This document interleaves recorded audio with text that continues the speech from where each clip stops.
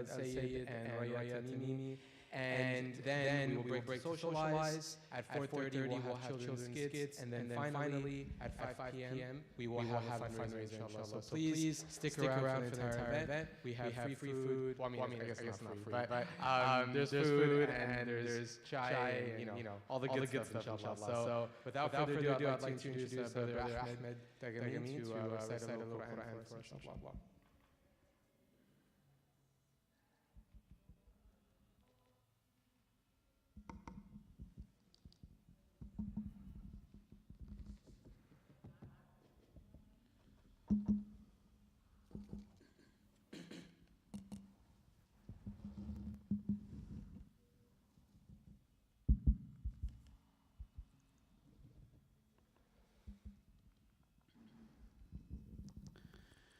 أعوذ بالله من الشيطان الرجيم. بسم الله الرحمن الرحيم. قل من رب السماوات والأرض قل الله. قل أفاتخذتم من دونه أولياء لا يملكون لأنفسهم نفعا ولا ضرا. قل هل يستوي الأعمى والبصير أم هل تستوي الظلمات والنور أم جعلوا لله شركاء خلقوا كخلقه فتشابه الخلق عليهم. قل الله خالق كل شيء وهو الواحد القهار. أنزل من السماء ماء فسالت أودية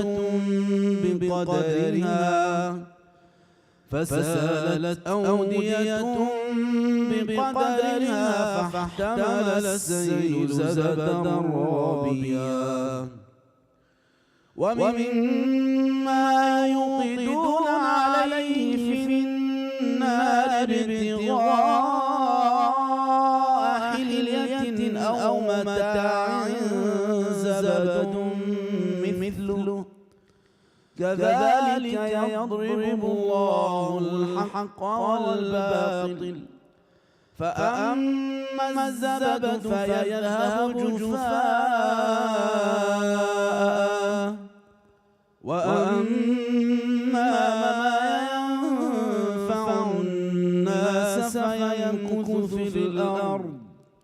كذلك يضرب الله الأمثال للذين استجابوا لربهم الحسنى والذين لم يستجيبوا له لو أن لهم ما في الأرض جميعا ومثله معه لافتدوا به. أولئك لهم سوء الحساب ومأواهم جهنم وبئس المهاد. أفمن يعلم أن ما أنزل إليك من ربك الحق كمن هو أعمى. إنما يتذكر أولو الألباب الذين يوفون بعهد الله ولا ينقضون الميثاق والذين يصلون ما أمر الله به أن يوصل ويخشون ربهم ويخافون سوء الحساب. الحساب والذين صبروا ابتغاء وجه ربهم وأقاموا الصلاة وأنفقوا مما رزقناهم سرا وعلانية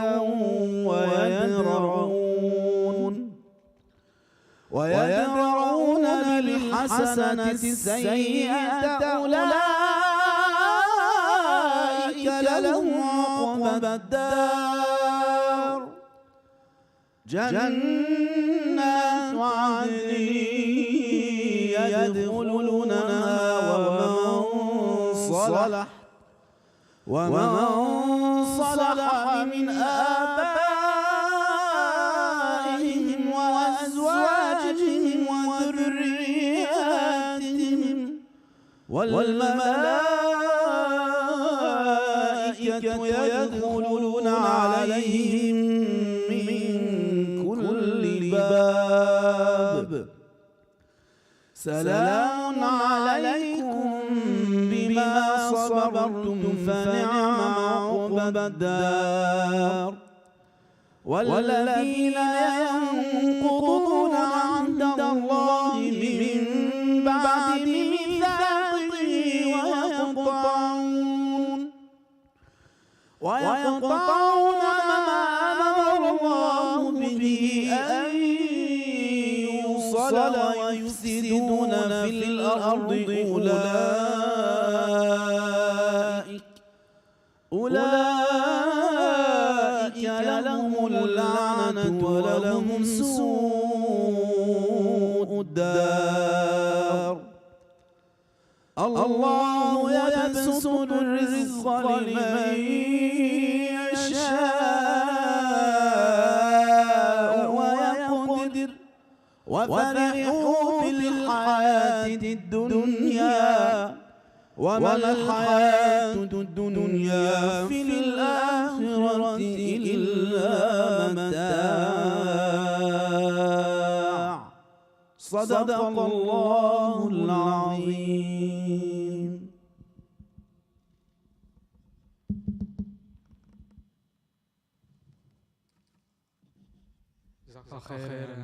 Brother Ahmed. Very beautiful recitation, inshallah. Okay, so inshallah, I will be introducing Sister Dina. Sister Rahana typed a very, mashallah, great bio. And there's any better than anything I can say, so I'm just going to read off here, inshallah. So our guests will definitely enjoy your speech and want to learn and benefit from your expertise in issues, challenges related to Muslim American communities, specifically overwhelming identity crisis and finding a roadmap to fulfill the true purpose of life. Additionally, you are an effective teacher, motivator, and role model from youth. And our youth will most definitely learn from you on how to maintain their ethical values and integrity, adjust in this rapidly changing cultural and technological era, and communicate effectively and confidently when expressing their thoughts and feelings. So inshallah, Sister Dina, the floor is yours. Assalamu alaikum. How are you guys? We're going to have to up the energy. Is everyone caffeinated who needs to be caffeinated? Is everyone hydrated? Is everybody awake? Okay, inshallah, we will wake up. So we're right on time, which is something that does not typically happen in these organizations and programs. So jazakumullah khair and awesome for everyone for being here. As Sister Hannah had mentioned and Brother Bilal introduced, I'm a marriage and family therapist. I work with ICNA Relief and oversee the counseling department there. I was born and raised here in Southern California. So I think I was born in Santa Monica, moved to Orange County when I was like 3 years old. So I've lived my entire life here. So inshallah that helps me be a little bit more relevant to the youth and also give the parents a perspective of what's possible and sort of like how to navigate and create, foster a healthy Muslim identity in our children and our youth. And our youth are basically like the core of our community, because that's kind of like where all our hope is, right? we're going to have a lot more interaction, guys. I'm going to go off of your energy. So it's going to be a really long hour. If this is what we're doing, it's going to be a lot more quicker if we're being interactive. Okay, so who am I? Self-identity, right? That's what we're going to focus on. So what do you guys think identity is? You can just popcorn words out, I'll repeat them. Who you are, what you think you are, okay? What else?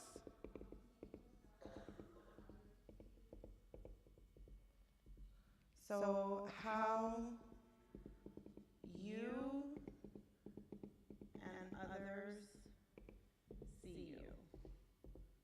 So how you see yourself, how others see you, what else? Yes. Your beliefs. Okay, what else?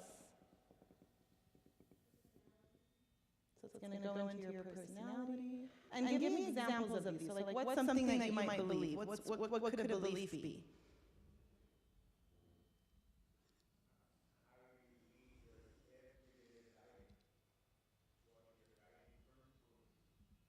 So your guiding principles.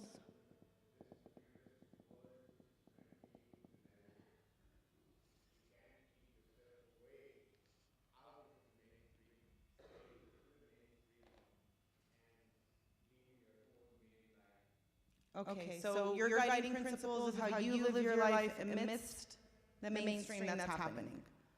Got it. Okay, what else? What would be another, like personality, someone's personality? So morals.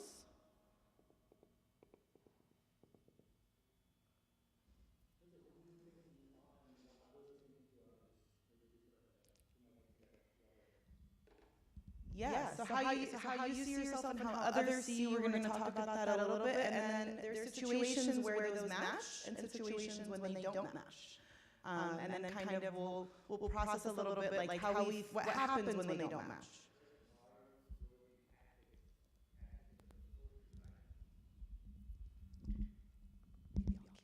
Okay. Morals, ethics.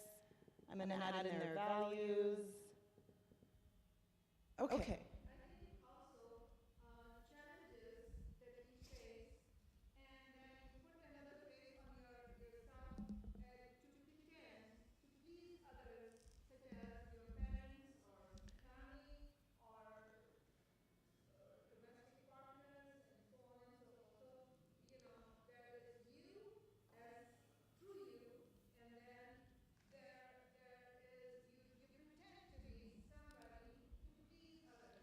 Okay, so we'll call that like a true self and a public or like the on-stage self, the performing self.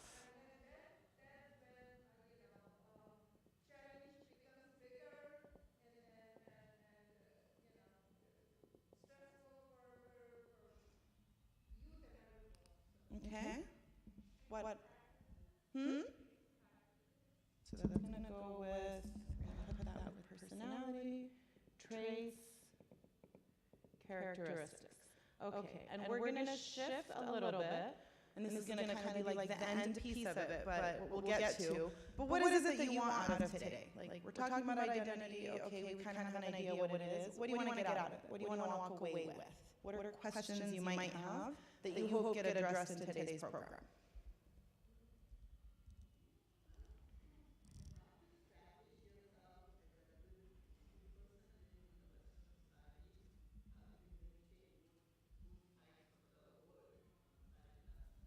Okay. So basically establishing your Islamic identity in, what do we call it, in like Western culture, in Western world? Are they necessarily even different? Like how does it become that it's something different? I'm going to put in our society in general, but what else? Like if you were to say a how-to, like what are you hoping to walk away with as a how-to? Asked to hear a little bit from like the youth.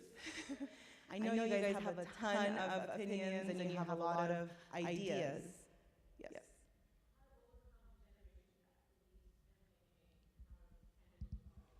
Okay, so better handling, we'll put generation gaps. Would everybody agree that there is something called the generation gap, like it exists? Okay.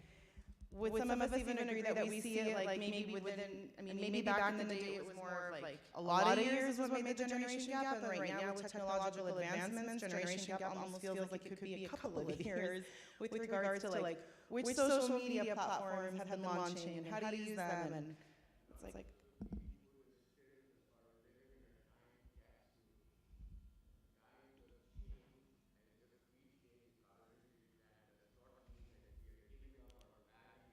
okay.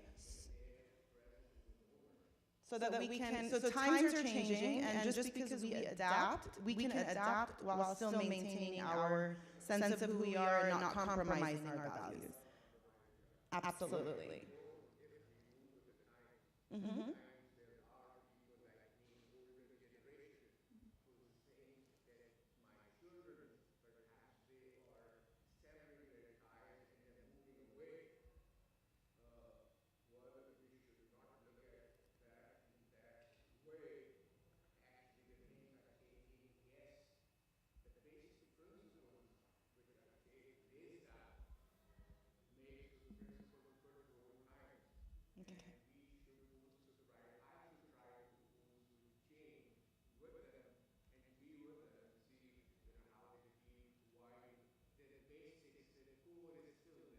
Okay, so again, with reiterating the point of adapting with the times and sort of bridging, I know I'm like on, is there a way to have the screens on the PowerPoint on both? Okay. Well, that's cool, because they can't see, otherwise we'll just have everybody here, because, yeah, it's just distracting. Okay, so we're going to move forward. Can everyone see the screen? Yeah? Okay. So we look at identity, and so you guys kind of tapped into this with how we have how we see ourselves is a big thing, and then how other people perceive us or how they see us. So there is a identity. How do I see myself? So what are some ways that we see ourselves? And let's, like, for now, we'll kind of work a little bit with more of the positive, because are there positive and negative aspects of identity? Yes. The answer is yes. There are. So for now, we're going to do an activity where we can focus on what we may perceive as some of the negative aspects as well, and positive, but for now, like in the share outs, we'll do positive aspects. So what are some ways that we see ourselves? So our name, the way that we look, maybe the way that we dress, what else? Status, like our profession, okay? Our interaction style with people, our personality style with people. Uh-huh.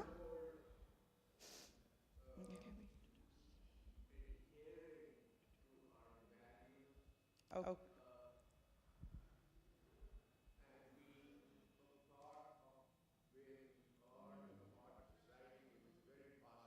Okay. So social identity, how they are perceiving us. What is that? How can it be different? Like, what are some ways that maybe we're perceived by society that might be different than how we perceive ourselves? Let's get some interaction going here. So I appreciate the interactiveness, and I want new people to interact as well, so we can like kind of have a whole shift the dynamic. Yes.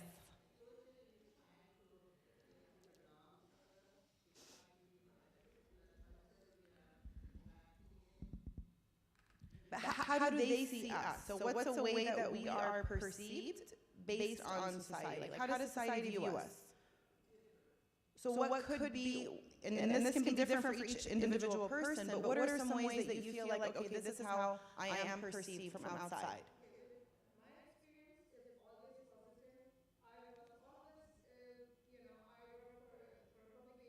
Mm-hmm.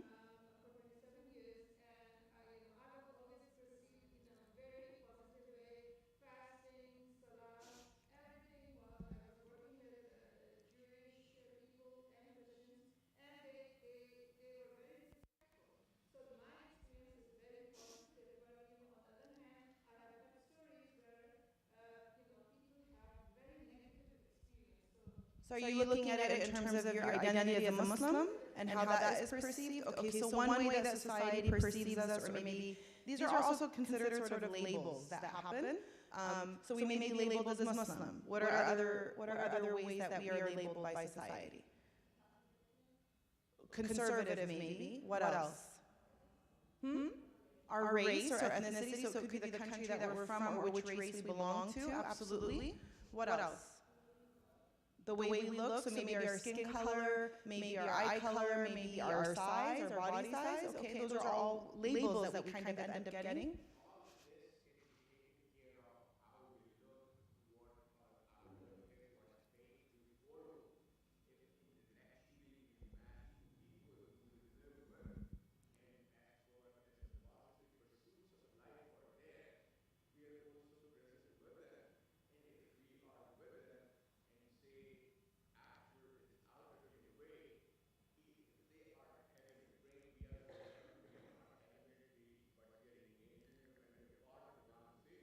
Okay.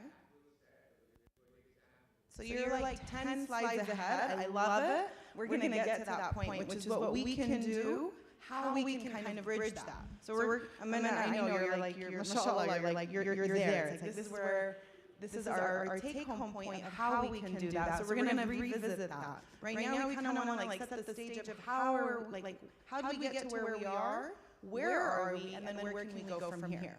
Jazakallah khair, I really, really appreciate it. So the labels that we're seen as whatever, it could be our size, our culture, our religion, our race or ethnicity, languages we speak, our physical attributes, all of those are ways that we are basically, it affects our interactions with people, yes?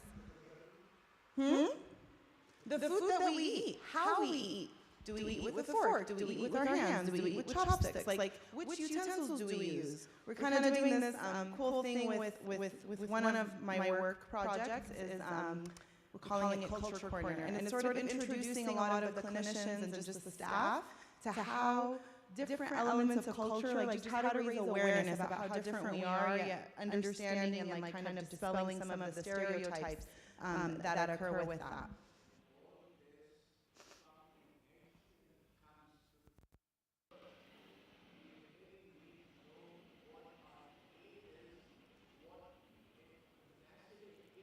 Yes.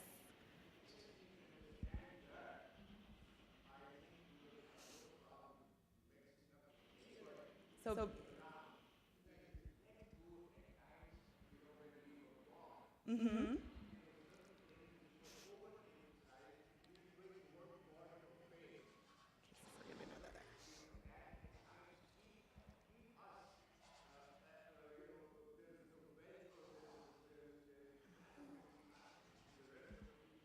Okay, so looking at basically how can we, which kind of brings us to this next slide, which is our Islamic identity. When we look into that, so where does our Islamic identity come from? So what are some thoughts? Where does our Islamic identity come from? Who are we as Muslims? How do we even get that idea? So part of it could start off with where in the world we were, like our families came from, whether, I'm assuming maybe majority, a lot of people here were born here in the United States, so maybe where our parents came from, or where we were born before immigrating here. That's part of it. What else? The family kind of, that usually happens, right? Like part of our initial identity comes from the family we were born into and the messages that they give us. So what does it mean, what does it mean for us to be Muslim? Yes, please.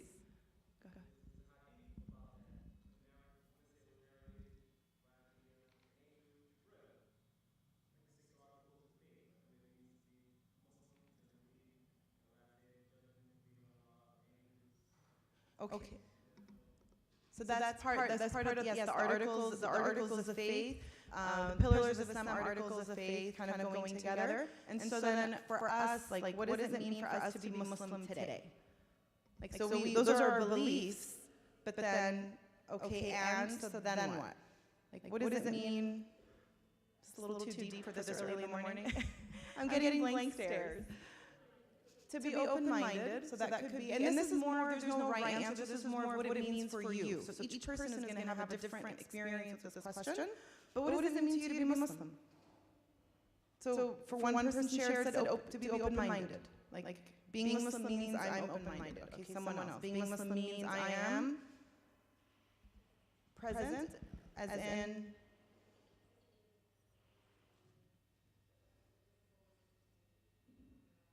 okay, so to sort of be seen, to be visible. Being Muslim means I am. Being a good role model in society or contributing to society, is that okay? Being Muslim means I am. Being different, kind of not following, and each person is speaking for what it means for them, so it doesn't mean that this is the definition of being Muslim. This is being Muslim to me is, yes. Being welcoming and accepting.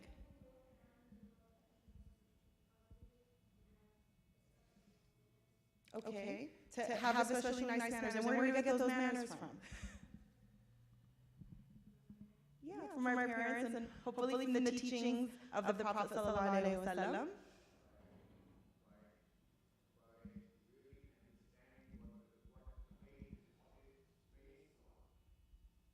Understanding the foundation of our faith. Okay?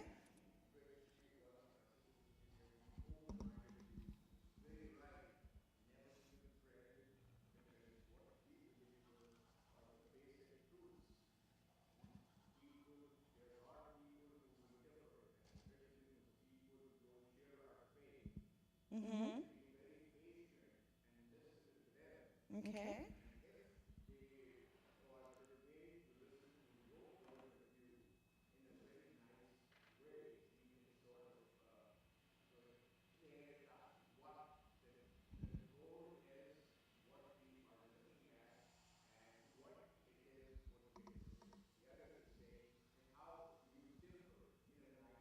So being patient and respectful. Okay, awesome.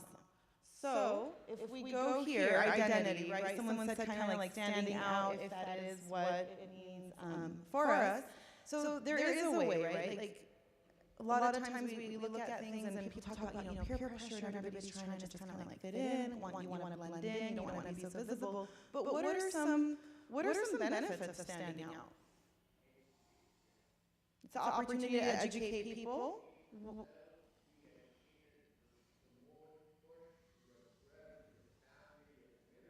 So you can educate. You have an opportunity to educate. Okay. What else? Yes.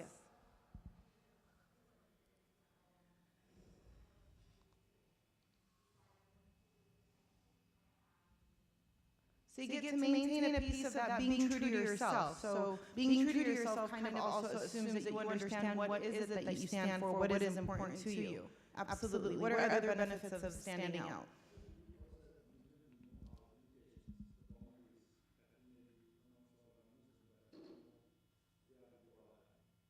Okay, so knowing it's a way to be able to sort of like enforce our boundaries in a sense for our own, like within our limitations, to know kind of where.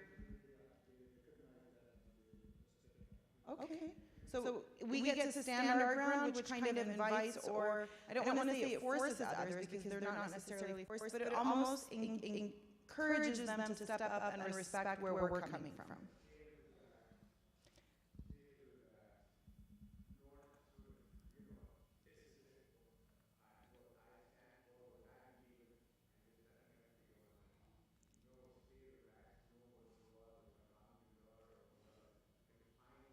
Mm-hmm. So when we look at, oh my God, it's okay. I was going to switch to the next one, but you're good. What are some stories or some things that you even see in nature or just in the world of examples of things kind of things standing out? Like, what's the story of it, or an example of something that stood out that really was like, it's kind of like, oh wow, like that was cool.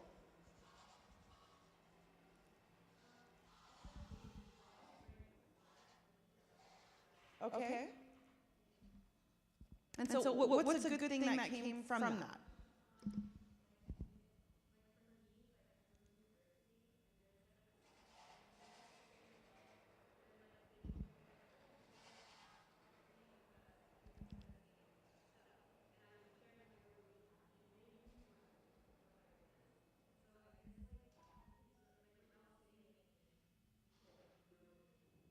So that's an awesome example without saying anything. And this is a choice people make, and it's a choice of, okay, I'm going to be visible. In a sense, we look at it two ways. It's like I'm representing the entire faith, which could be a little bit heavy, because that has a pressure too. However, I'm a representative. We're not going to put on the I represent the entire, although outsiders, if we're the only person that they meet, whoever we are, they may look at it as like, this is our spokesperson. Like, what was it? There was a, trying to think of how, okay, this is should.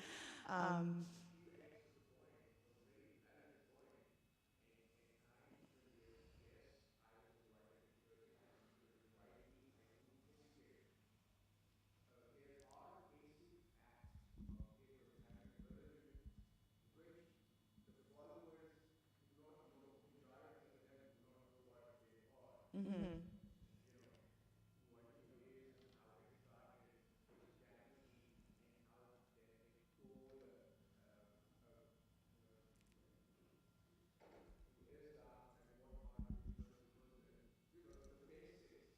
So it becomes, like you said, an opportunity where you didn't even have to say anything. They just saw you, they knew that, okay, she's Muslim. Let's kind of invite her for a conversation. And sometimes it becomes one of those, let's just pick their brain for all the questions that we wanted to ask, but we didn't really know who to ask. And right now, it's interesting because we, as Muslims, are the, we're sort of the target of a lot of propaganda happening on, like that it's being perpetuated and so forth. So it's sort of a double-edged sword, because we're a lot more visible, which means we are, we can be more of targets in a certain, at the same time, we're sort of little ambassadors that walking around in whatever way you choose to express your Islamic identity, you become an ambassador for the entire faith.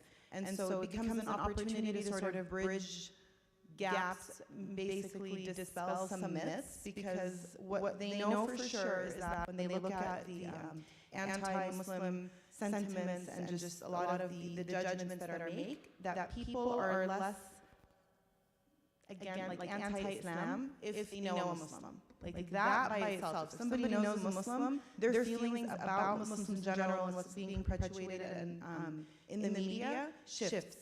But they have to know a Muslim. And so part of it, we look at it and we're just like, okay, well, you know, they're so racist, they're so anti-Islam, they're so this. And then have we kind of stopped to be like, well, what are we doing, like in that, what's our role? How are we basically reaching out and becoming that Muslim that someone knows? Because then that's changing their perception, and it's sort of allowing us as a community to have a positive impact, which is what our faith basically is kind of telling us. Like one of our purposes here is to make the world better. And how do we make the world better is we stand for justice, is we incorporate and implement a lot of the message that the Prophet ﷺ, came with, which is to be a mercy to mankind. So we have that opportunity. And so we're going to shift gears to an activity right now, and I kind of had mentioned that this activity is going to, I hope there's pens, right? Okay. So we can pass one out, if I can get assistance, yeah. There's a bunch, so. What we're going to do in this activity is called Circles of My Multicultural Self. So we talk about identity, and it's who we are. However, there are different elements to it. Like if I were to look at myself, for example, okay, I am Muslim, I'm American, I'm a woman, I wear hijab, I am a therapist, I live in Southern California, because is that a cultural element too? Are we a little bit different than people who live in other states? Or even other parts of California? Yes, we are. So those are all elements of who we are. So how do we take those aspects? Sometimes there's negative aspects, right? When we shared earlier, we were talking about the positive pieces. This is a chance to kind of, think about what are some of the stereotypes that we experience, or even we think, because sometimes we think of stereotypes of our own identity, right?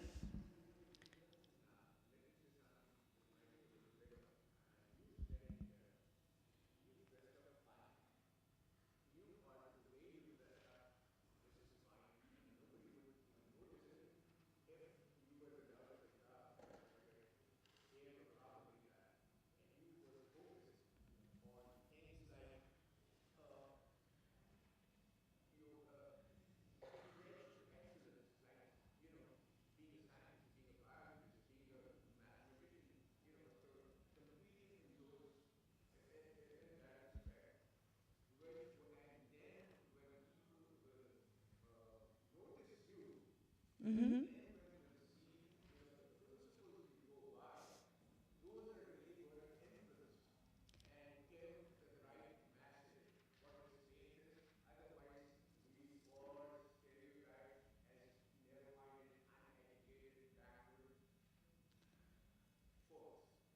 Okay, I'm not, so is the idea that we basically excel in what we're doing and go out in our respective fields and also be outspoken to kind of dispel some of the stereotypes?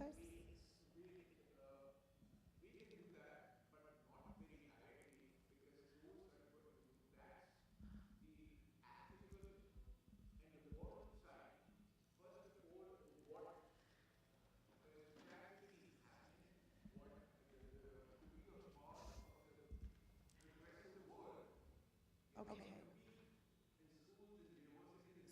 So excelling in what we're doing. Okay. I have to, because I'm supposed to give you instructions, but everybody's already reading the page and kind of moving along.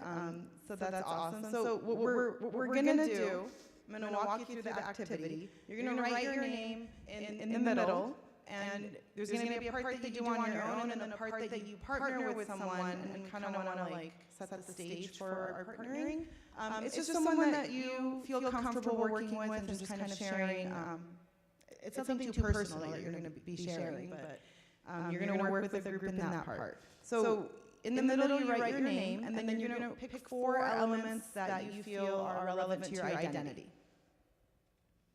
So what are the 4 most prominent things that, like, when you identify yourself, this is who I am, and list those 4 aspects. Of course, there's a ton more, but just pick whichever first 4 come to mind.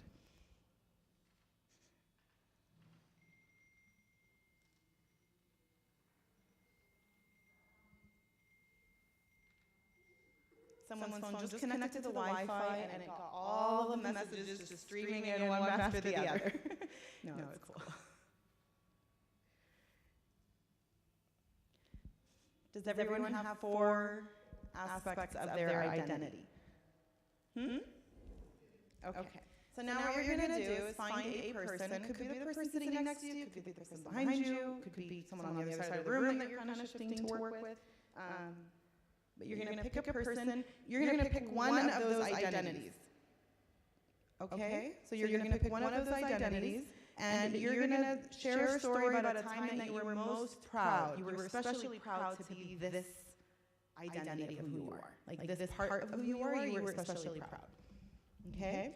I'm going to give you the whole instruction piece, and then we'll split up a little bit.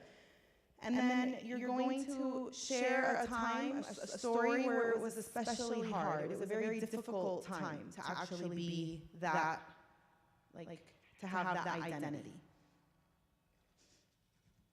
Okay. Third part is you're going to identify a stereotype that is associated with it.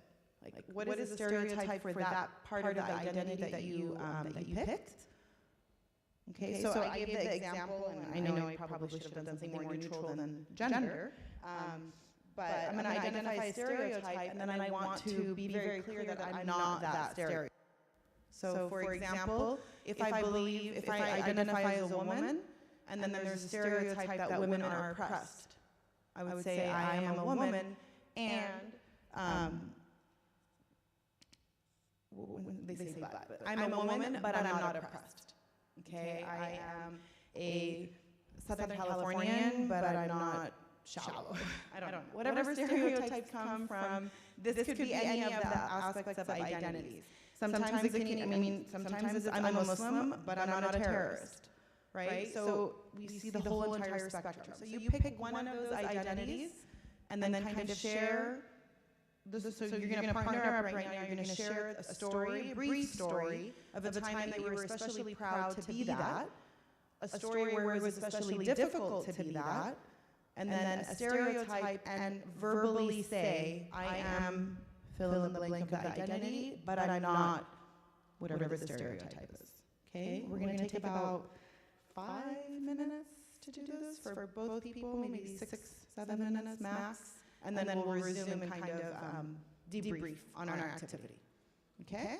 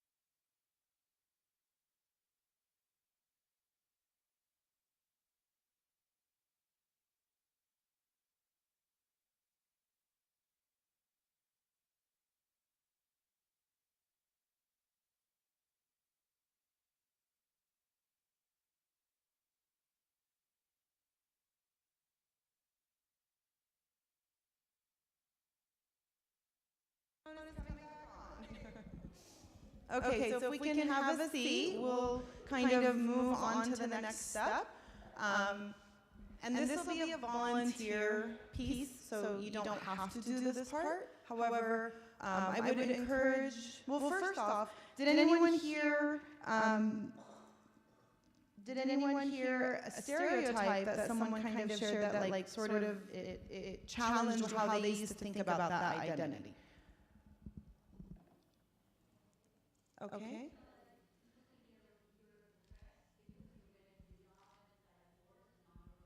Uh-huh.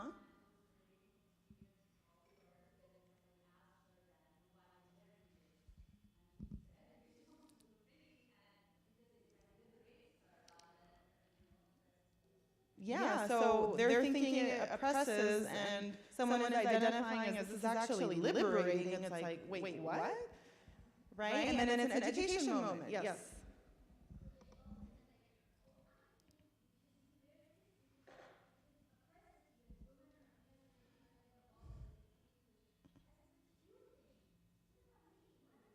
Mm-hmm.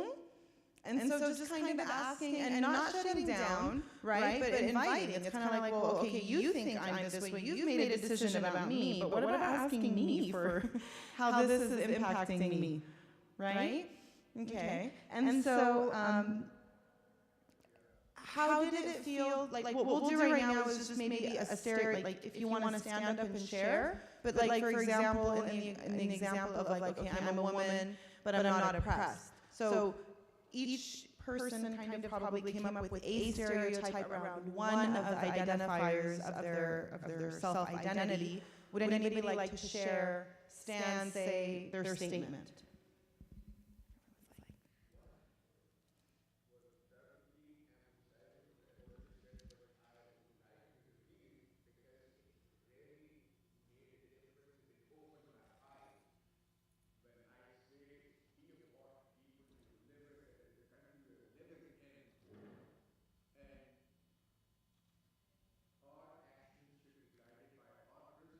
Mm-hmm.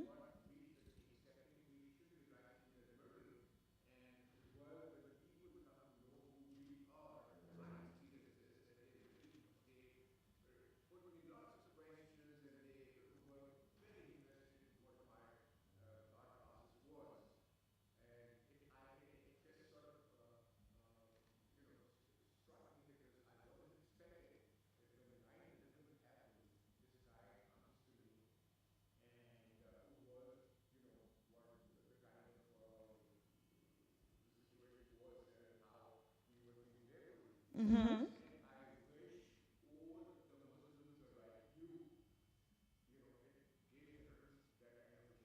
Mm-hmm.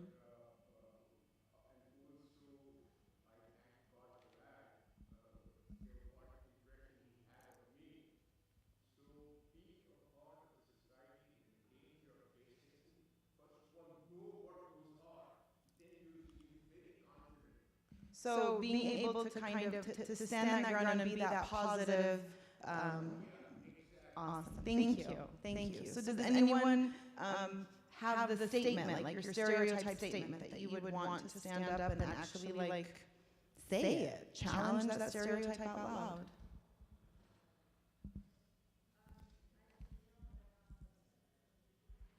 That I'm not.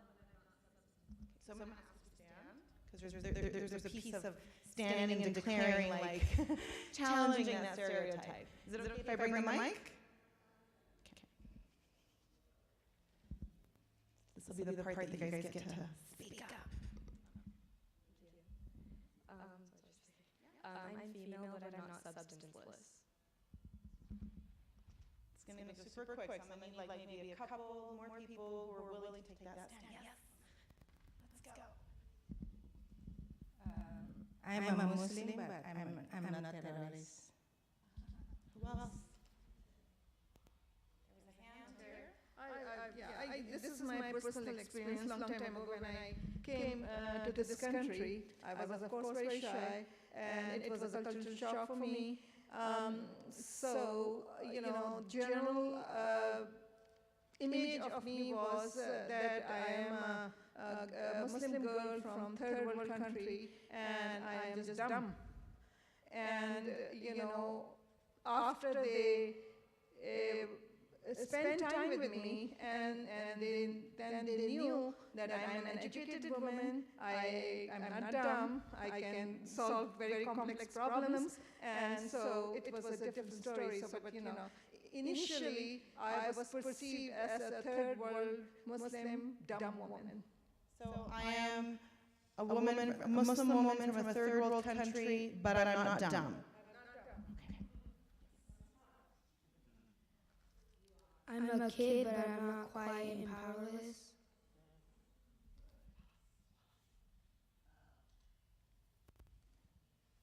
I'm really taking into Trina's. I came from India, and I came here to know that my kids grew up in Southern California, you might know them. And now the stereotype was, Mom, from the other countries, this is how the women do it, but we don't do it here. This is not the way we function, we don't need to be that way as your culture has taught you. Our culture is not that kind of, we are Muslim, but we are American. So, the generation. So we're Muslim, but we're American. Okay. I'm Muslim, but I don't hate anyone who's not.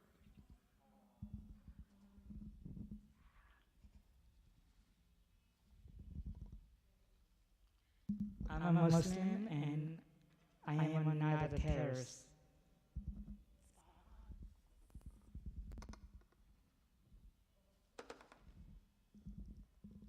I am Muslim. I'm an African American Muslim, but I was born Muslim, and I didn't take my shahada in jail. Anyone else? Everybody had one at least that they came up with, right? Okay. So I'm not going to force anybody. Like obviously, it means more if you're willing to share it. But even from the ones that were shared, did anybody hear something that you were just like, oh, oops, sometimes I make those assumptions myself? I'm not going to ask you to like stand up and admit to it, but if you can just kind of make like an internal. Yes. I'm a Muslim and I'm a reader. Leader. Yes. Okay. So were there some there's some examples people share things, stereotypes that they personally encounter that you're kind of just like, oh wow, okay. So even though I think I am open-minded, I'm totally not judgmental of people. However, as human beings, we're gonna fall into those categories sometimes because it's human nature to categorize. It's how we're able to actually function in our world. The challenge becomes when we start assuming and acting on like those categorizations that we make. So if there's a time to kind of, okay, let's accept information and let's, what's a way to kind of not fall into the trap of making stereotypes of everyone around us? Because they're perpetuated, they're created, and they're over and over, like in the media, at school, at work, TV shows, stand-ups, all of them perpetuate certain stereotypes. So what are ways that we ourselves can kind of prevent ourselves from falling into the trap of that?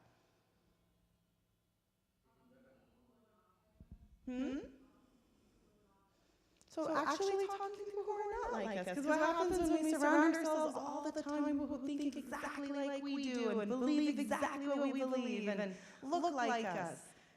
Where's the opportunity to kind of bridge and learn? Where's the learning happening? Because then we're already in a little circle of we already know everything. Like we know we're the ones who make the right answer. We make the good decisions. And this is human nature, is to stick to things that are familiar and to groups that are familiar. So being able to put ourselves out there and interact with people who are not like us. That's one way.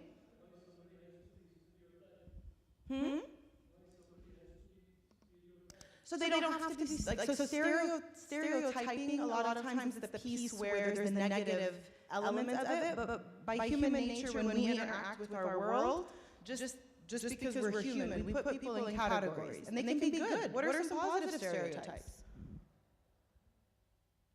There are positive, I'm not going to ask. There are positive stereotypes.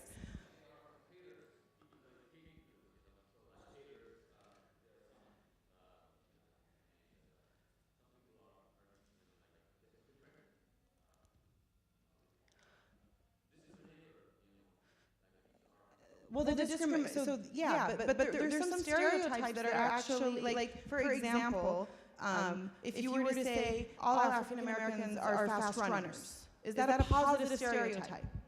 Doesn't mean it's true. However, can people identify and say, like, okay, that's something that our group has? Or if we say all Italians are great cooks.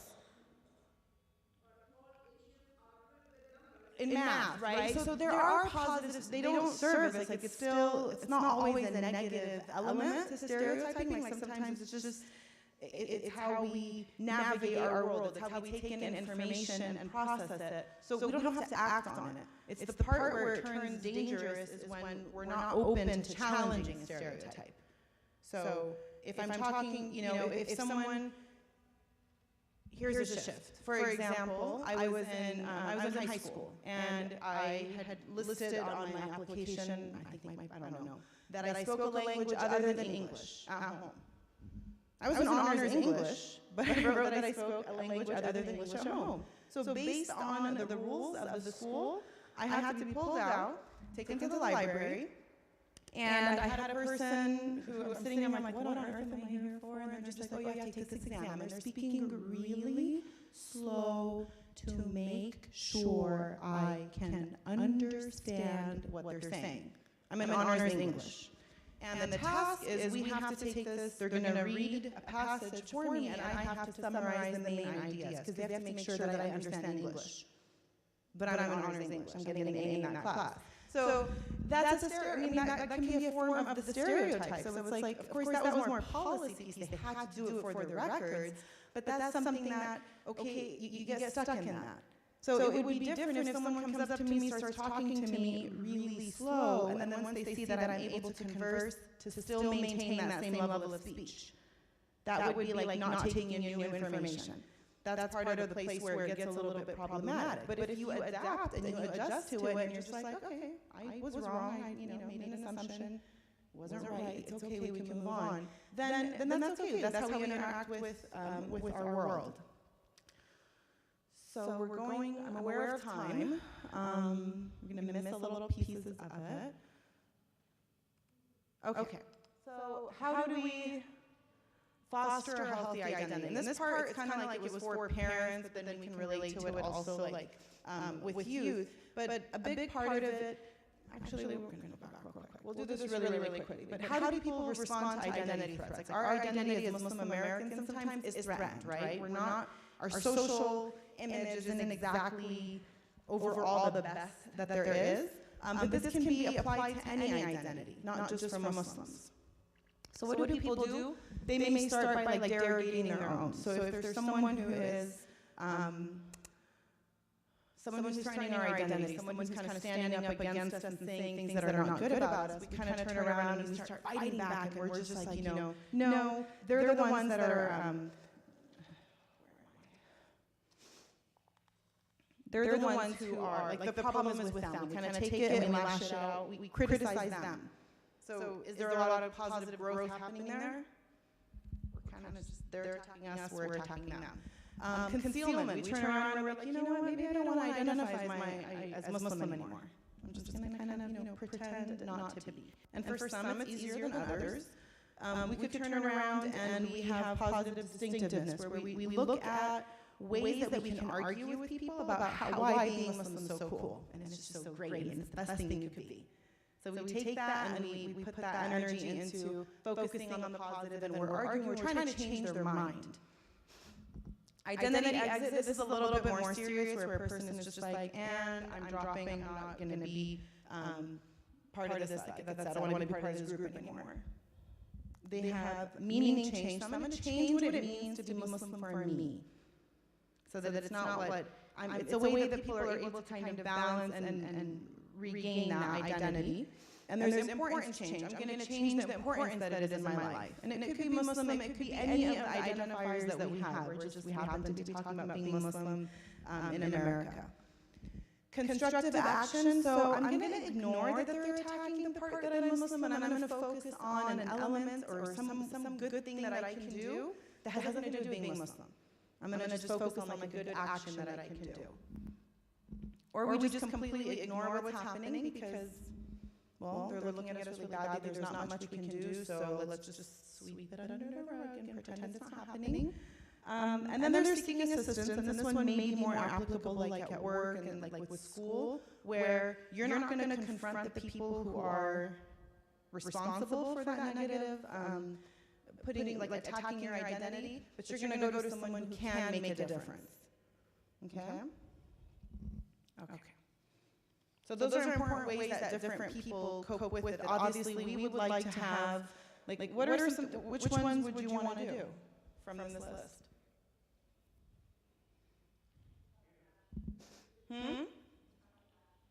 Constructive action is, yeah, so that could be an element where we're not focused on the part of being Muslim, we're just focusing on doing, maybe excelling in school, or we're channeling it into something that is positive.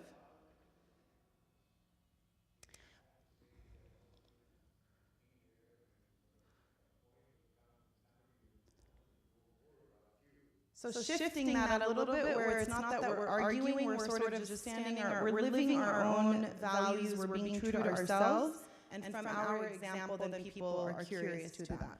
So that can be, it's a tweak on that.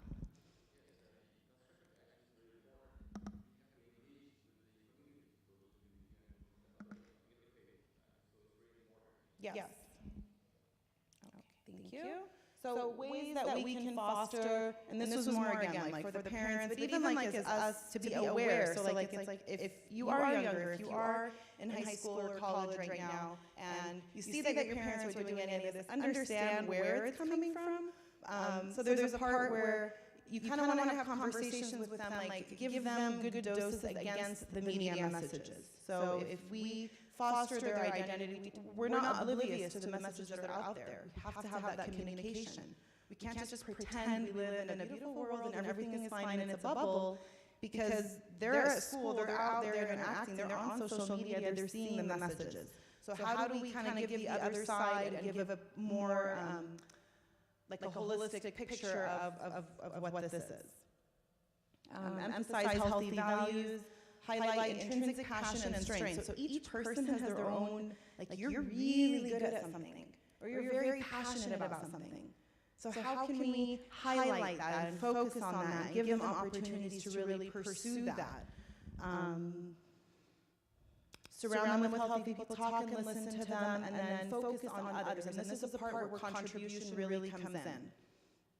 Okay? And so when we look at contribution and we look at like people's passion and them pursuing it, this is the part I really wanted to kind of get to. But CNN did a whole study on like, they did a bunch of interviews and tried to figure out who the Muslim community sees as the top 25 most influential Muslim Americans. You'll see a little quote there that says, "Those who stand for nothing fall for anything." Okay, so these are people that basically took a stand in their life.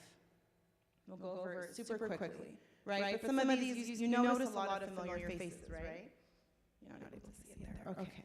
So you have Hassan Minhaj, you've got Tahaj Muhammad, you've got the Olympian, you've got Rami Nashashibi, who I have like the quotes, I don't want to like mess it up, but he was an advisor for Obama's Office of Faith-Based and Neighborhood Partnerships. You have Willow Wilson, who made Miss Marvel. You've got Nyla Limas, the fashionista, who came up with the underwrap. So for, just in the fashion industry, like if you're going to be a model or something, you weren't showing skin. That's in culture. Education, right? You have Dr. Sherman Jackson. You have Ibu Patel. Like a lot, you see different faces, right? And here's education, here's in politics, we've got Representative Keith Ellison,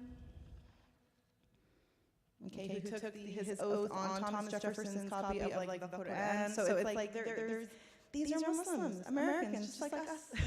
So the idea we're lucky with right now is being able to have these role models. Like there was a time when being Muslim in America was very different. Now there's people that, some of them may be more controversial than others, but the idea is there is Muslim American representation in all of the fields. So here's in belief and practice, got Imam Zaid Shakir, Sheikh Omar Suleiman.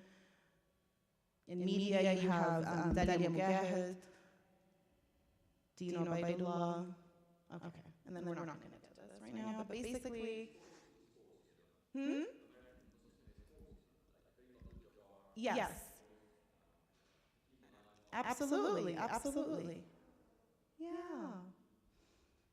So there's role models now, right? So I don't want to say it's easier to be, because there's a lot of it's kind of like with all of the challenges, there has to be a little bit of support as well. We've got to be built up to kind of meet that challenge. And so it's like while the challenges are rising too, but you've got people who totally pursued, or they took stands for things. And these were things that they were passionate about. So for all of the young people and the older young people also, because we're all young at heart, finding something that we're really, really passionate about, pursuing it, and then being connected to a cause that's bigger than ourselves. Like that's really where we get to develop our flavor. Like a minute, so I think we're gonna have to not do questions. But we kind of did the inner, huh? Does anyone have like a quick question? No. Okay, so we can finish on time. So we're good. So Jazakumullah khair. I know it kind of got really rushed towards the end, but I really appreciate your participation, interaction. I hope, inshallah, that this was helpful at some level.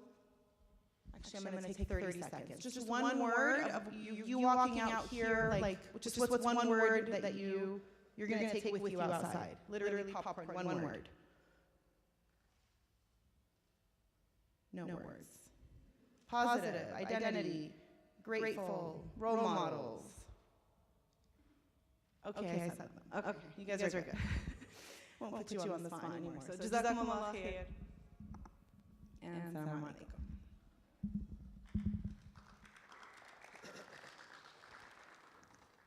Jazakallah khair, Sister Dina, inshallah. That was very interactive and insightful, so we appreciate your knowledge in this subject.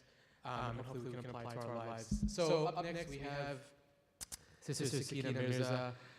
I would read that whole introduction, alhamdulillah. I know Sister Sakina, she was a co-worker of mine, former co-worker.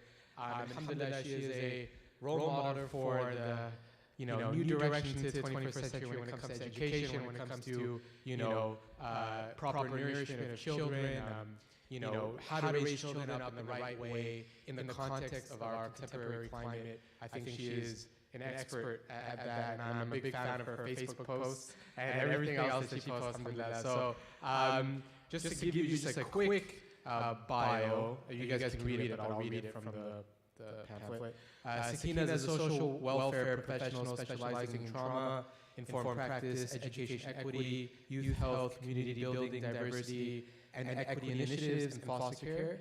And she has a background in management, consulting, and nonprofits in healthcare. So without further ado, Sister Sakina.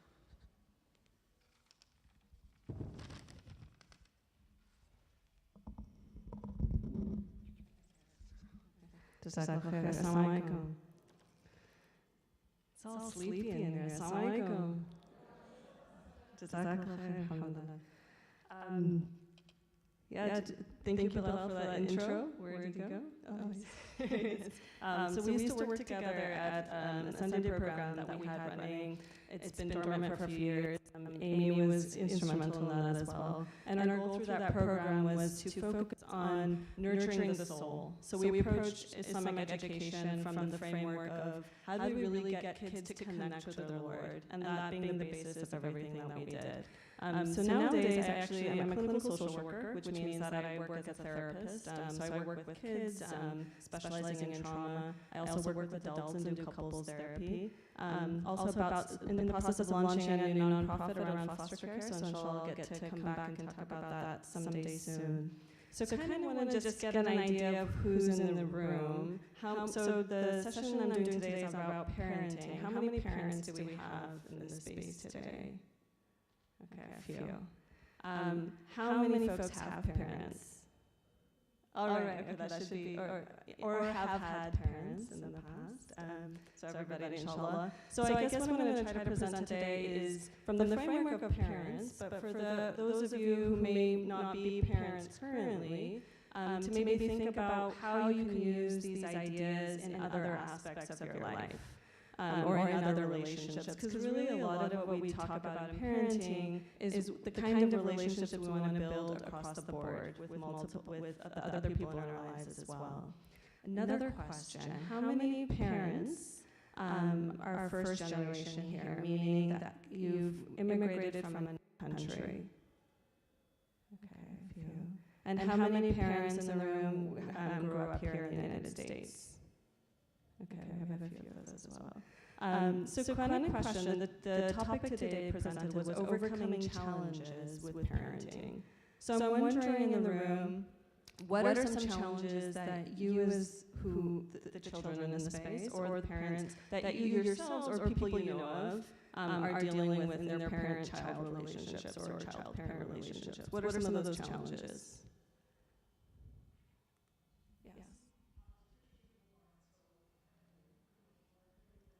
Got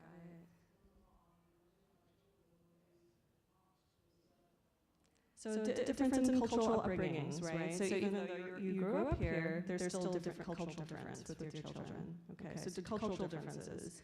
And what any other challenges that folks...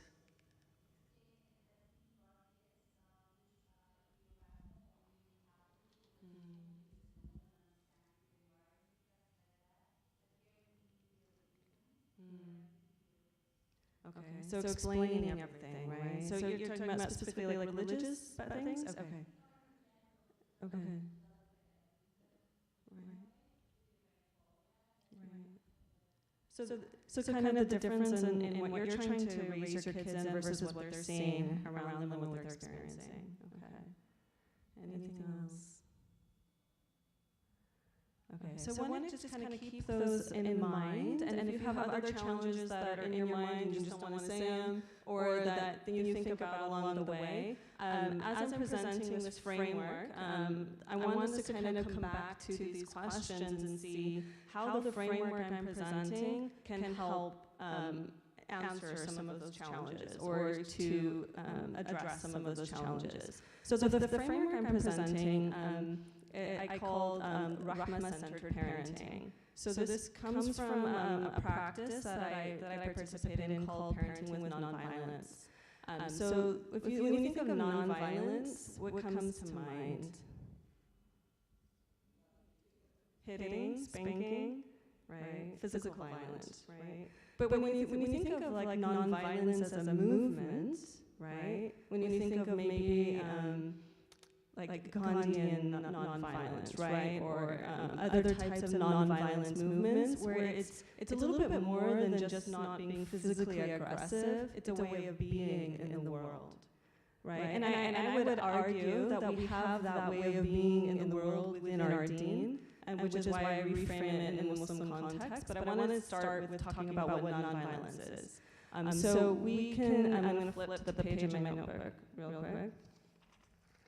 So violence can be defined as anything that hurts the mind, body, heart, and soul of another being.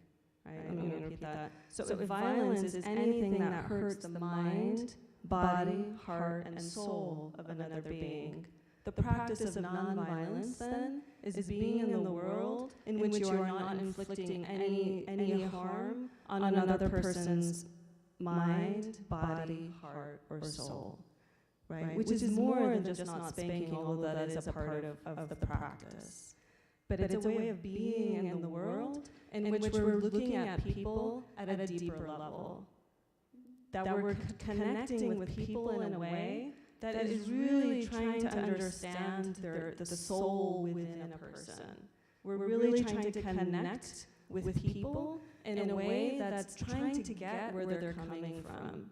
So when you're thinking about Dina's great, amazing presentation right before about the identities, right? So it's looking at people underneath their identities, right? Beyond what they're presenting, to really try to connect to the soul of that other person. So what I wanted to do is to present some principles of parenting with nonviolence, or what we will frame here forward as Rahma-centered parenting. So why do you think I've chosen the word Rahma to encapsulate nonviolence? The way I've described nonviolence and what your understanding of our term Rahma, how do you think those connect?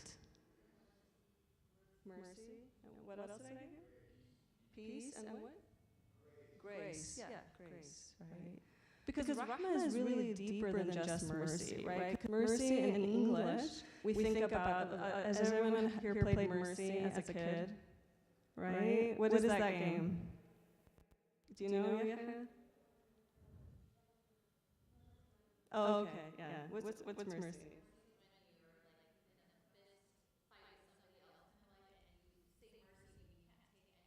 Right, so you're grabbing each other, like you're entangling your hands, right, and wrestling with your hands, and when the other person can't take any pain, they say, mercy, mercy, and then that person loses.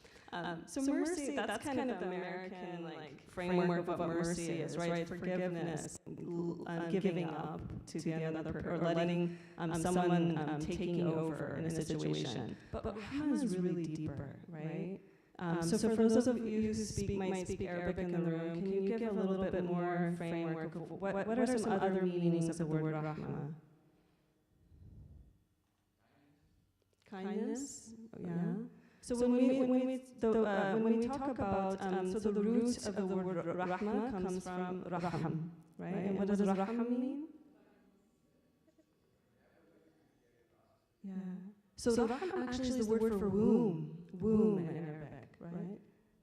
Right. So it's the womb in Arabic is Raham, right? So Rahma is that deep connection. Like when you think about a mother and her child, even before the child's born, how deep that love is, right? How impenetrable that connection. So when we talk about Allah subhanahu wa ta'ala being Ar-Rahman, Ar-Rahim, we talk about not just His mercy and compassion, how that is in English, but it's a really deep connection, right? That deep presence. So we know that Allah has a general mercy, a general Rahmah, a general compassion for the world, but then He also has a very specific Rahmah, right? Which is the difference between Rahim and Rahman, right? So there's also a very specific connection that He has to each of His creation.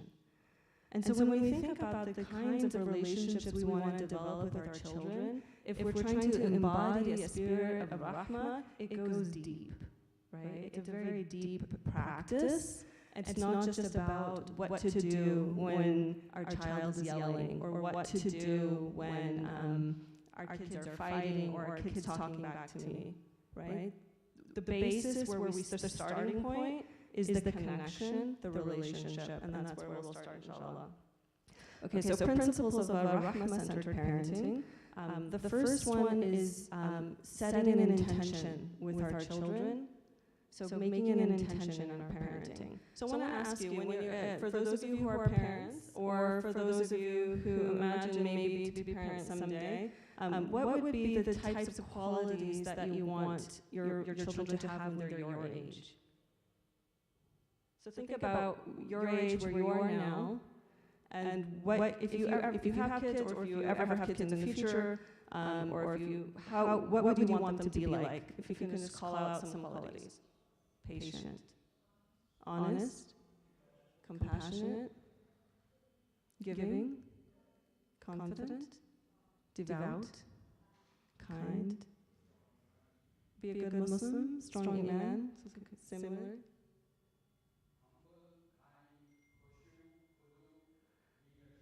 All right. My dad's loud enough, I don't have to repeat it. So when we're setting our intention with our children, these are the qualities we want to keep in mind. And guess what? I'm going to ask you, because I'm sure someone here knows the answer. What do you think the best way to inculcate those qualities in our children is? What? Okay, y'all know, right? You know the answer. I didn't have to say it. So this is the essence of parenting with Rahmah. Is the first principle is to make intention with what exactly we're trying to do, and modeling those qualities ourselves, right? Because if we want our kids to be respectful, but we're yelling at them, what is that really saying, right? If we're saying or we want our kids to be devout, but we're avoiding our prayers, right? What is that saying? If we were saying we want our kids to be confident, but we're uncomfortable speaking truth to power, what is that saying, right? So to embody the qualities that we want our children to have is very important. And having that intention in mind is really important, even as we encounter the daily, right? So, and we'll come back to this later, but what is it we really want to teach in this moment? What is my intention in my relationship with my child, despite all these feelings I'm having? Really, what is it that I'm trying to do here? And coming back to that point. Okay, so that's the first point. The second point is honoring the ruh, the spirit, the soul of our children. As parents, sometimes we forget that our children are human beings, right? So in the practice of parenting with nonviolence, we actually, whenever possible, try not to even use the word child, because it's separating the child, a younger person, from their humanity. It's, you know, when the way we think about children is not as if they're actually people sometimes. So we try just to remind ourselves, we try to call them younger human beings, or, you know, just to remind ourselves that this is a soul, that this is a person, this is not just something that belongs to me. Because really, do our children belong to us? No, who do they belong to? They belong to Allah, right? These are souls put in our care from Allah Most High, and they're entrusted to us to raise them into human beings that can worship Him and function in society and list all those qualities you laid out earlier. So the second principle is understanding and reminding ourselves and respecting the soul of our children, because they're gonna mess up. Has anyone here never messed up ever? No, right? No hands here? No. My son's there. But it's sometimes I think is we expect others to have that mercy or that rahmah towards us, like, oh, I'm just having a bad day, why can't anyone acknowledge that and just give me space, right? Why doesn't everyone have to pick on me today? They know I have this presentation coming up. But when it's our child, we expect them to be on all the time. They can never mess up or talk back or feel grumpy, because that's disrespectful, right? We forget they're human, right? They have souls in need of nurturing, and they're gonna mess up. They're gonna have good days and bad days. So in parenting with nonviolence, or in rahmah-centered parenting as I frame it, we also talk about power.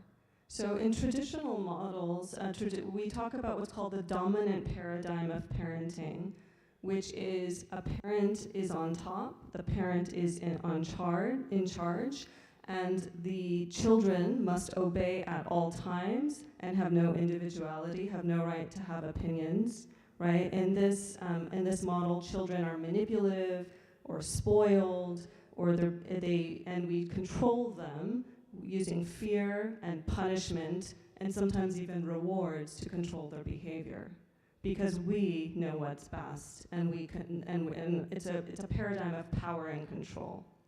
So in parenting, in this other model that I'm presenting, the parenting with nonviolence, or what I would argue is actually our authentic parenting model in Rahmah, is to parent is what we call shared power, where that one person's power does not have to diminish to share power with another. That it can be a relationship that's joint without one person controlling the other person.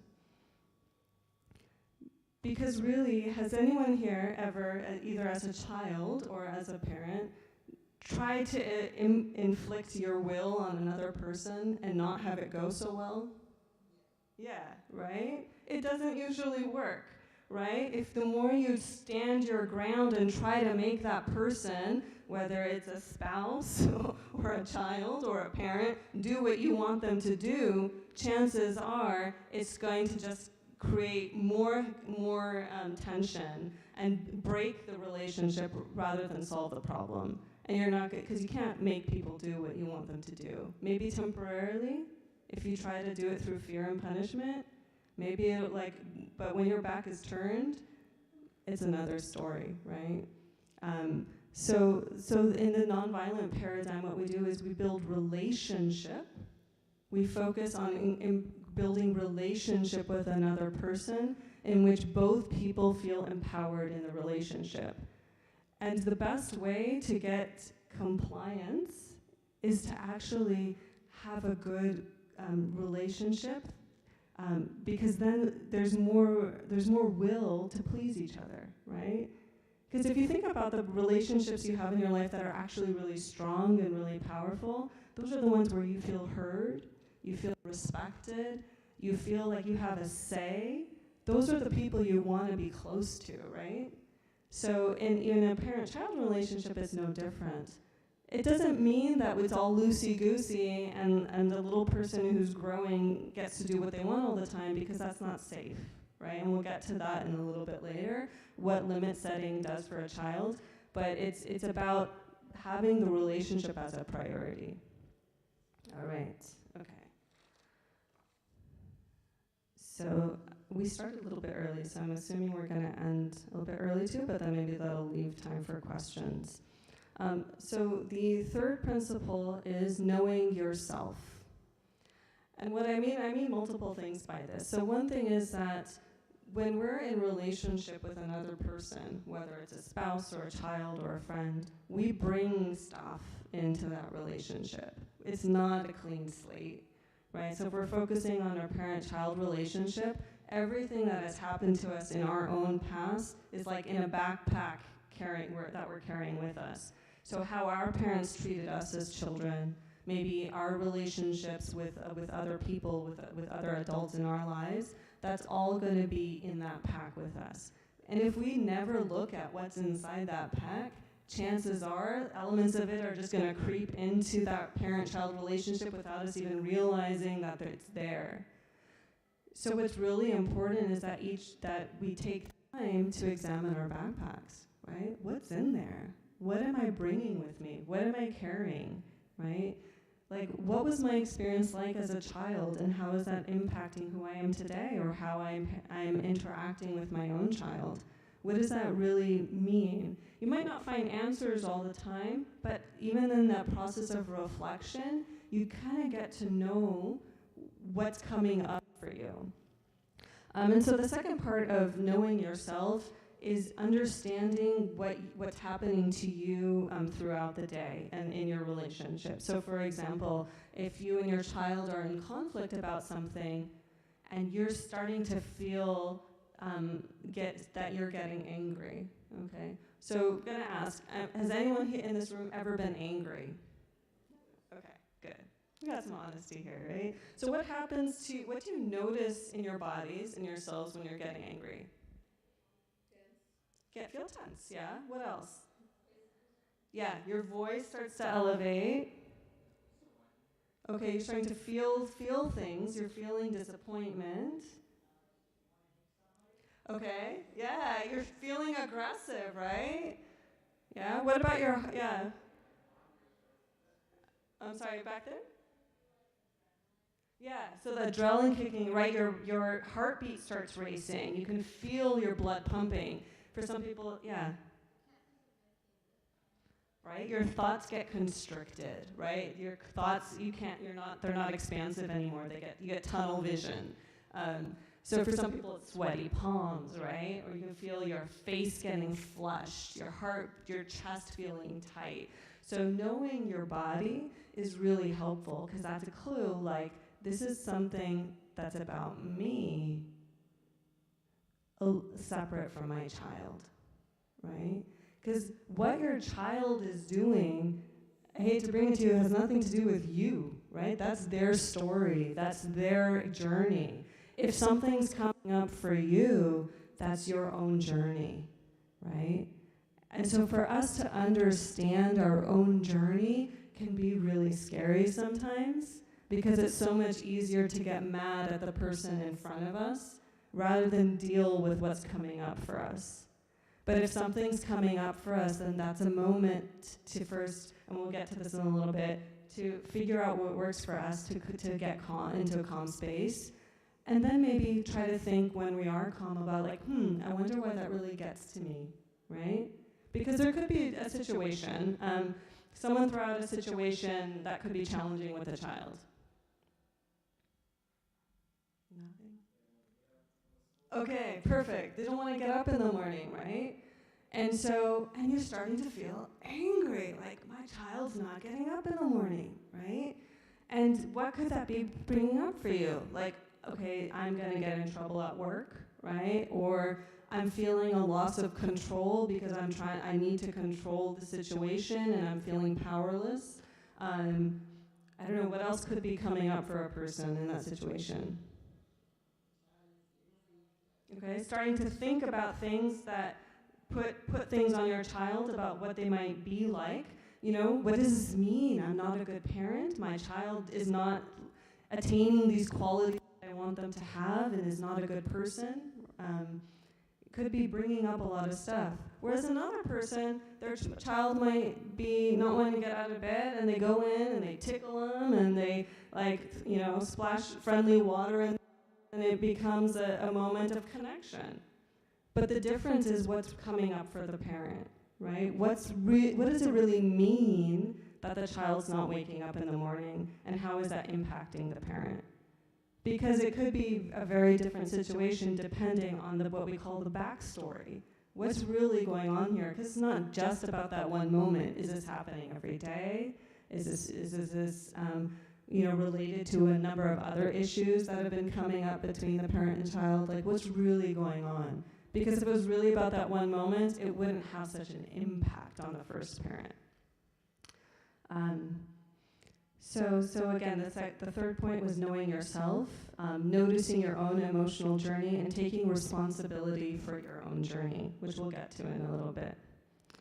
So the next part is understanding and recognizing your own child's journey. And we kind of touched on this before when we talked about children being their own people, right? That they have their own backstory, right? So if a child's having a tough day, maybe thinking about like, wait, I wonder what's going on for my kid. Why is he not getting up today? Was he staying up late playing video games? And we need to, note to self, we need to work on that. Is he not eating well? Is he sick? Did he have a fight with a friend yesterday? What is really going on for my child? And what is going on in their life? Right? Do I need a new alarm clock? Is this one not working very well? Trying to think through, wonder what's being curious about your child's own life and what that could mean. Another part of that is that alhamdulillah, we have been blessed to be in a time where science has a lot to offer us in terms of understanding children. So there's a lot of research that's been done over the past few decades around brain development. And so we know now that early relationships that a child has with a loving caregiver, or their primary caregiver, whether loving or not, actually, has an impact on actual brain development in the child. So, for example, if even in utero, meaning in the womb, if a mother is stressed, those stress hormones we talked about earlier can actually impact the development of the child in utero. And so if we think about that, wow, that's so early on, those early experiences a child has with a primary caregiver can impact their brain development. So one thing to also think about with our children is, I wonder how things that happened early in their life could be impacting their ability to cope with this specific situation. The beautiful thing about Allah's plan in brain development too is that brains can actually reform connections too. So if there weren't connections formed early on, that can actually change. And the way we do that, research has shown, is by building strong relationships with children.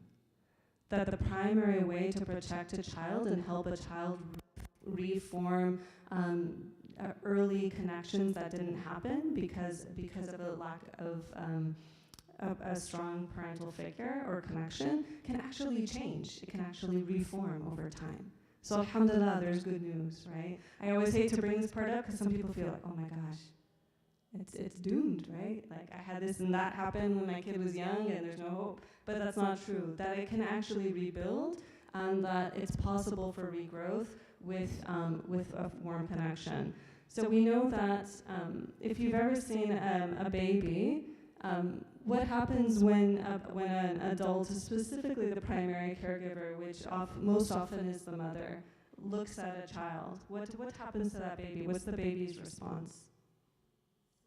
Yeah, the baby smiles and is happy. There's a connection there that actually helps build the child's brain. So when the mom smiles back, then the child's brain is connecting. I smile, she smiles, right? Or when the baby cries and then the child gets fed. Okay, safety, right? My needs are being met. And this helps build a strong sense of peace and safety within a child.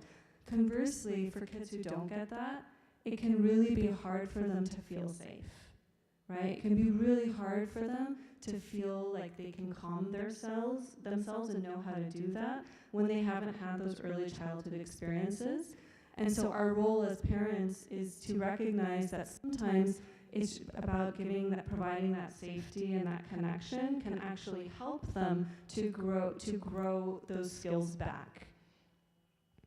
All right, okay.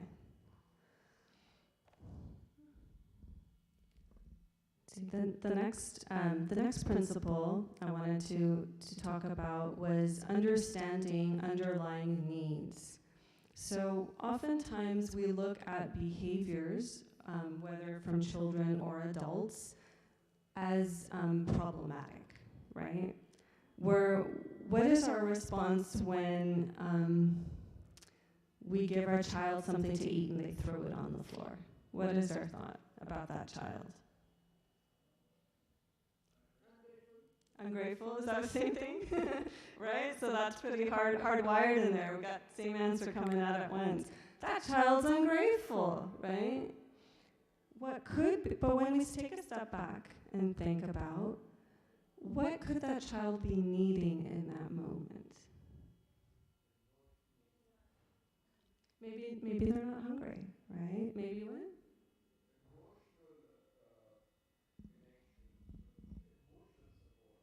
It could be they're needing some emotional support, like we talked about our children having their own journey, right? Maybe there's something coming up for them that they haven't been able to express, and we're putting food in front of them. They're like, no, that's not what I need right now, right? Exactly. You've taken my class, haven't you? Just kidding. That's exactly the point, This is actually really helpful in adult relationships too, because sometimes we don't actually communicate what it is we really need, and we don't understand when other people are trying to communicate to us because they're not telling us what they really need too. So I'm going to take it out of parent-child relationship for a minute too. So let's say,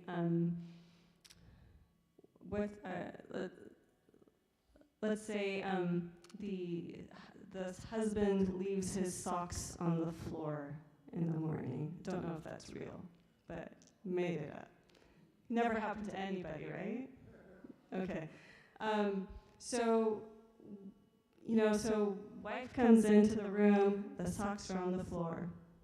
Again, right?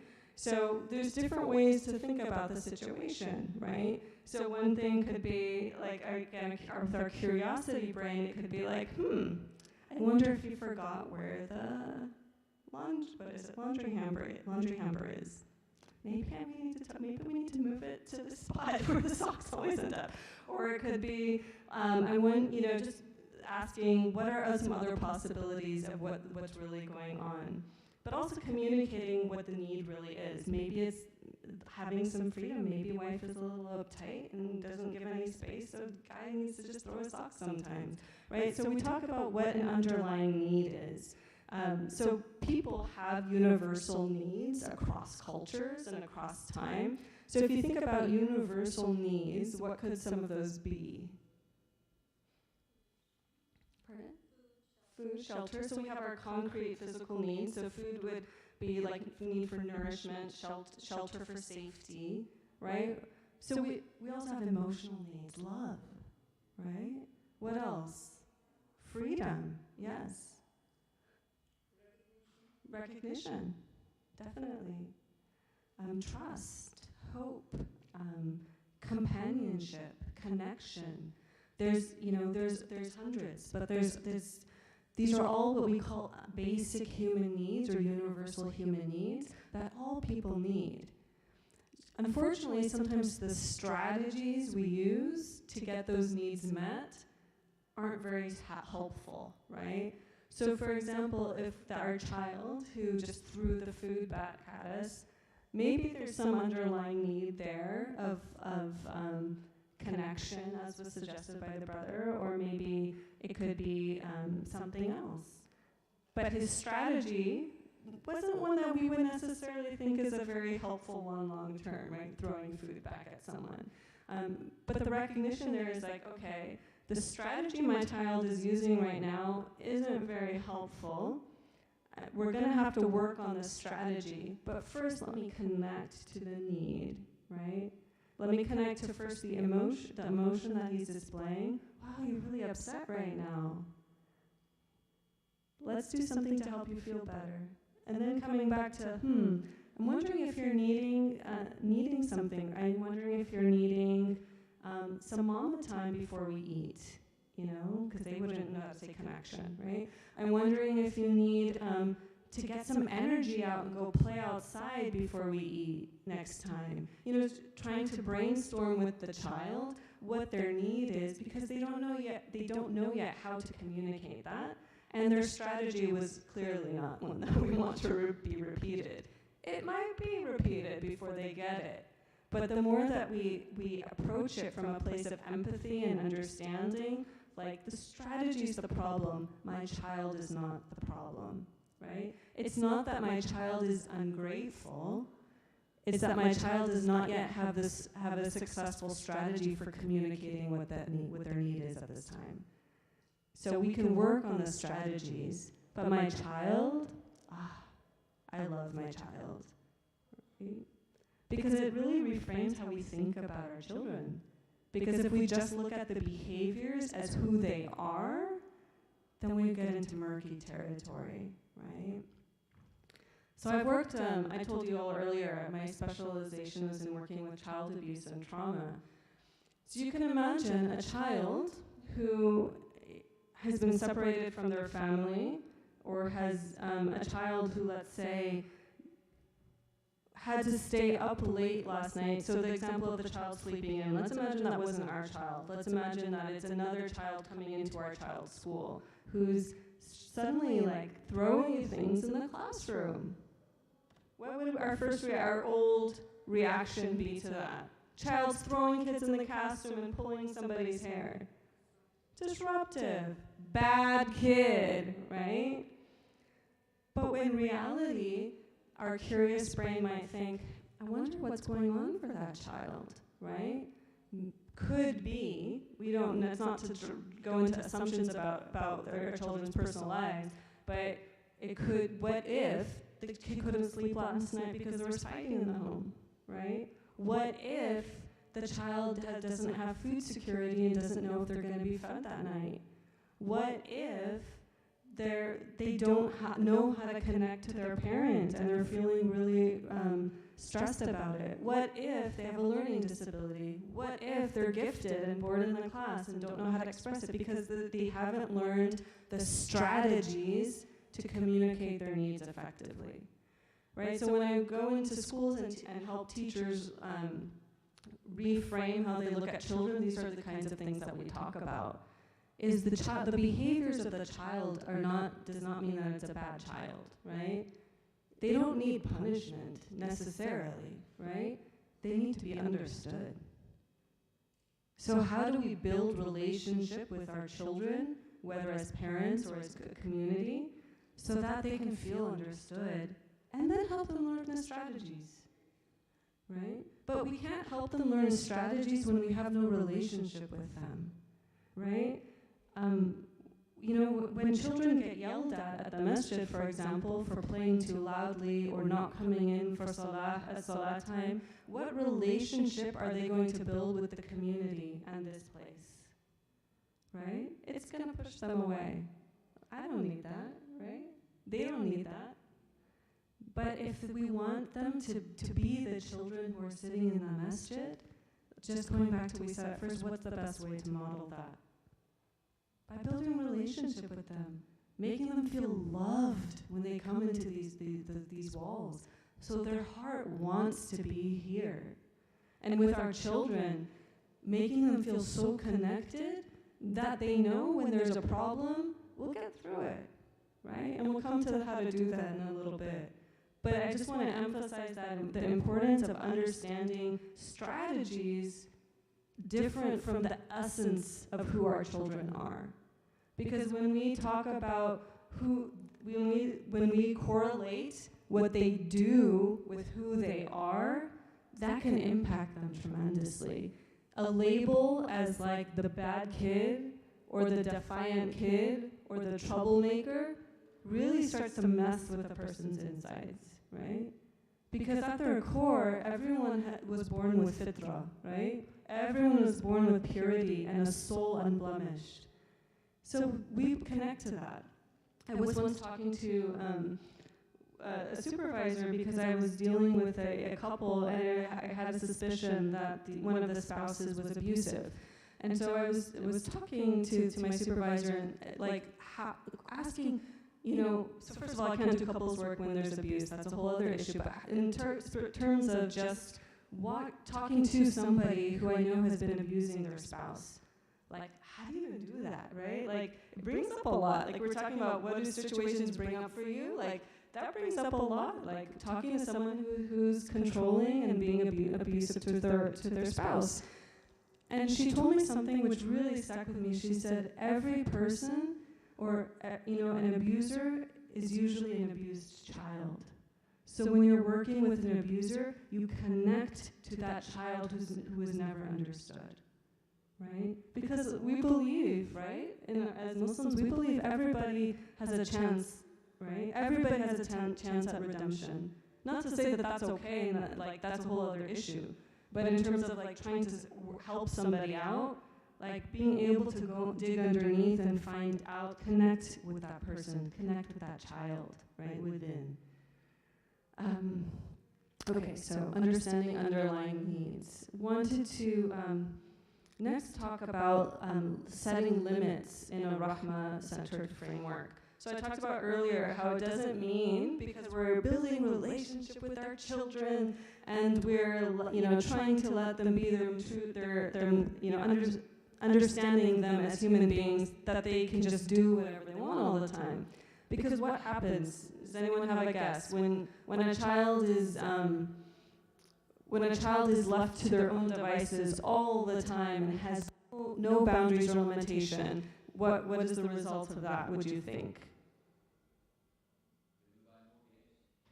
Okay, so they would just kind of feed their nafs, maybe? They wouldn't, it actually really messes up a person inside too to not have boundaries. It actually causes a lot of mental health challenges because there's chaos inside, because they don't know how to contain themselves.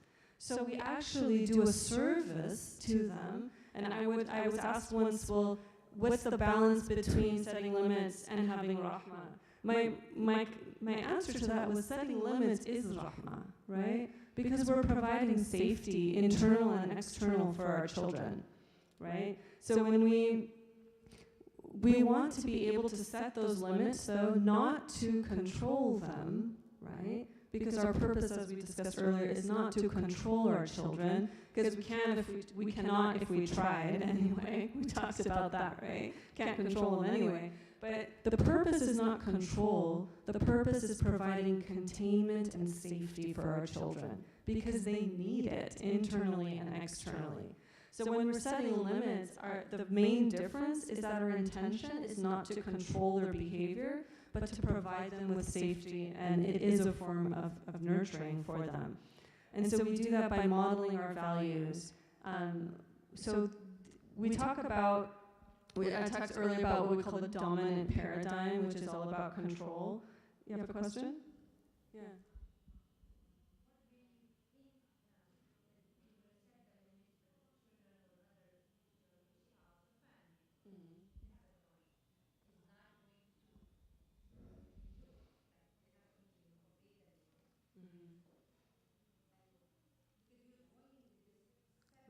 Right.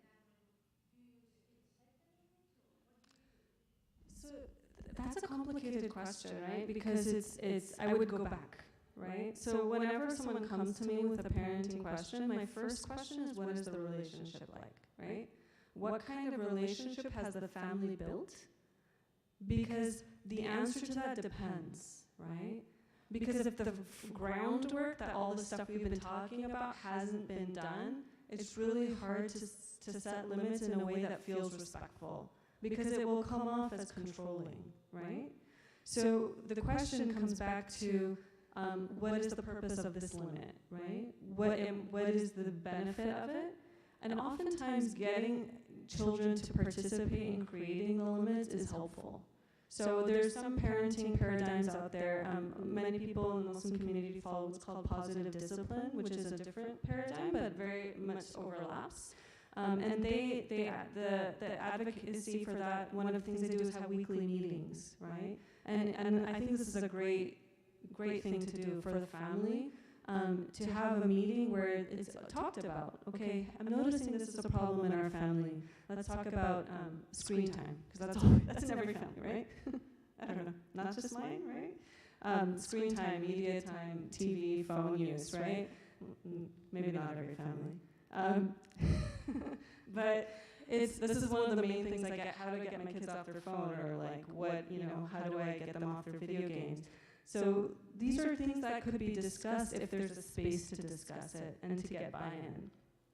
The other question I would come up with is, like, depending on what you're trying to set a limit around, is what need is that fulfilling for a child? So I did this exercise at a camp, actually, a Muslim camp over the summer with a group of children, where we talked about needs and feelings. Oh, that's one thing I didn't get to, was, I'll come back to it, about the relationship between needs and feelings. So we were doing this exercise, and I asked them to come up with a scenario of conflict that they have with their parents. It was about video games. And so I asked them, what is it? We had talked about needs. What needs of yours are being fulfilled by playing these video games, right? And so they thought about it. They hadn't thought about it before, but we broke it down together, and it was really connection. Some of them are playing online with their friends, right? Independence, right? Or need for privacy and space, right? They get time away from other people in their family. And I forget what the other ones were. I came back, we did a workshop with the parents the next day, and I came back to them with the same scenario, and I asked the parents, what do you think what needs or do you have in this situation? Oh, and I had also asked the kids that. What do you think the needs of your parents are in this situation? And the kids themselves, like, through talking about it, thought of, well, maybe my parent needs connection, right? Maybe they need to connect with me right now, and I'm on playing my video games for 5 hours. Or maybe they're worried about my health and safety. They know it's not good for them, but that's the other thing. So, but they were able to understand what their parents were trying to get out of the situation.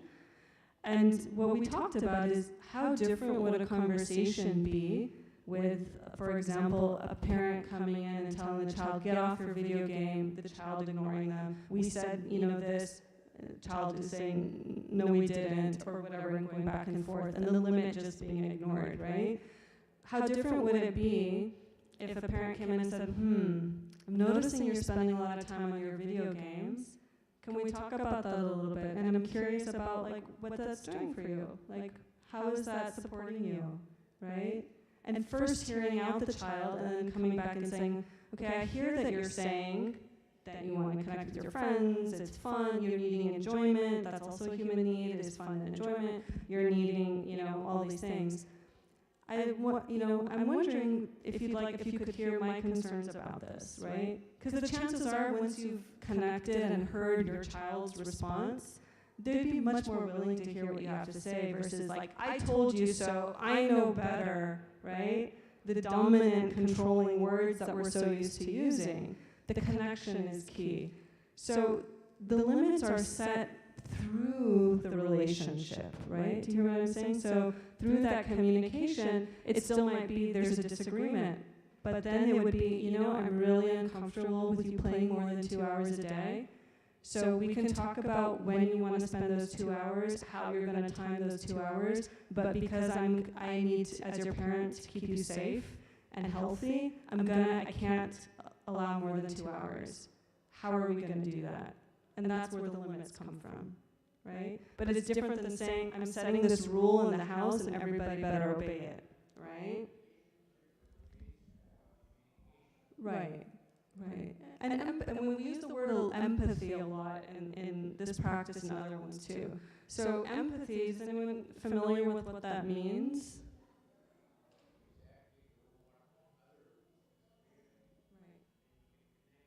Right. Right. So he's saying that to really understand what the other person is feeling and connect and go from there. Did you want to add to that? Similar? Right. Right. It's really getting it, right?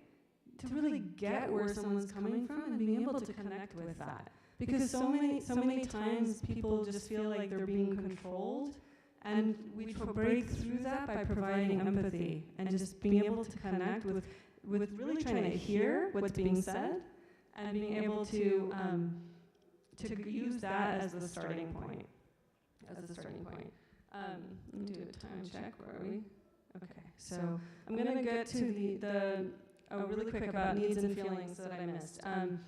So needs, if we think about a need, let's think about a need for friendship or connection, right? When we have this need met, how do we feel?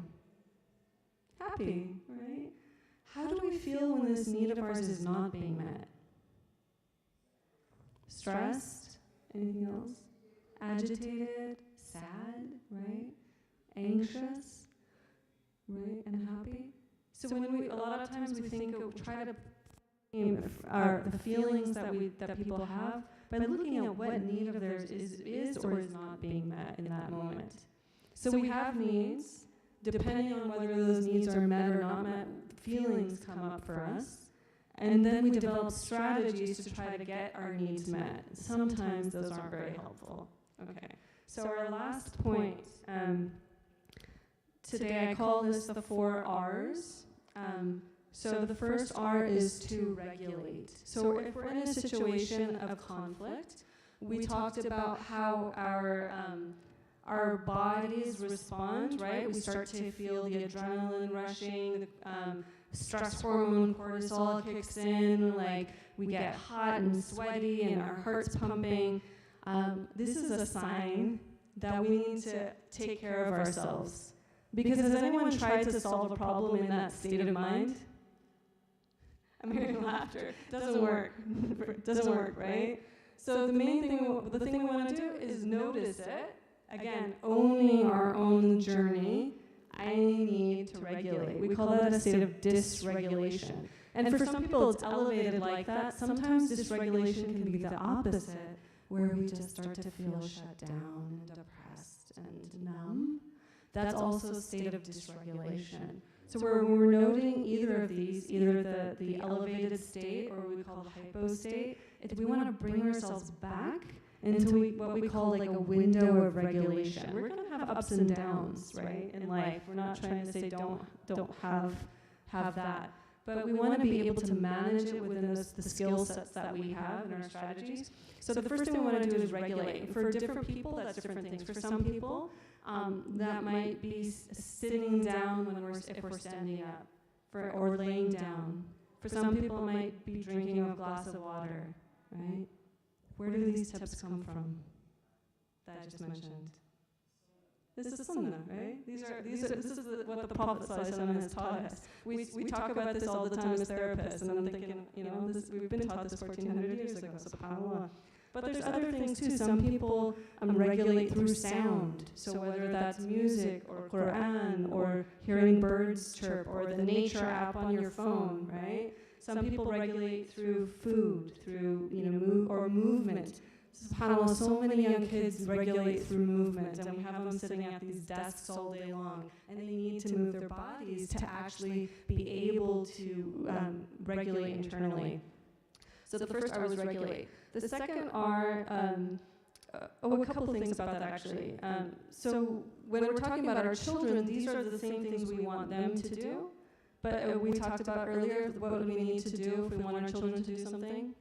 Model it, right? So we need to own that for ourselves. So if our children hear us saying, ooh, I'm feeling upset right now, I need to go take a minute to calm down and regulate myself, I'm gonna go sit outside, I'll be back in a few minutes. That's modeling how we would love for them to handle their anger instead of throwing that food at us, right?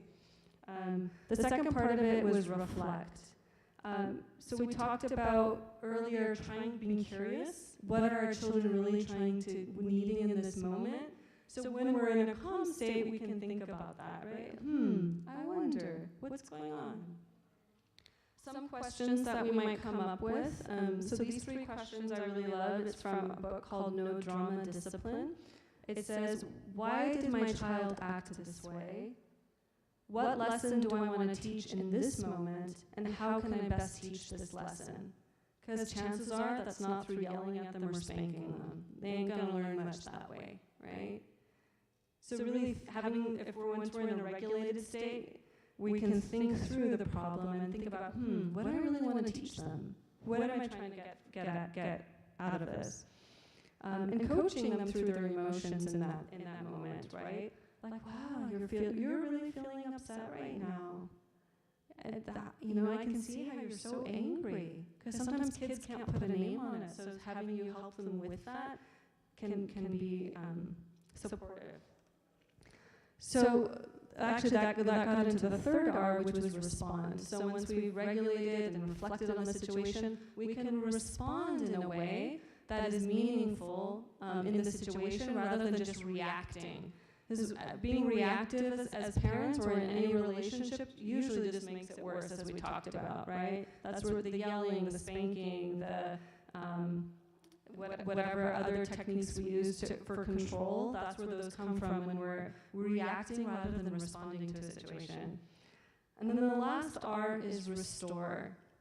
Because we're gonna mess up, and our kids are gonna mess up, so there has to be an opportunity to come back and restore that original relationship, right? To come back and say, I've been thinking about it, and I really wish I didn't yell at you last night when you weren't going to bed. I think I could have handled that differently. Could we talk about a way that we can resolve this problem in the future, right? Coming back and restoring the relationship. Because the worst thing is leaving a problem unleft and having it eaten away at the people inside. But by coming back and restoring the relationship, then it can continue on, inshallah. All right, I think that is the end. Jazakallah khair, and if there's any questions, inshallah. We have about 2 minutes or so for questions. Sure.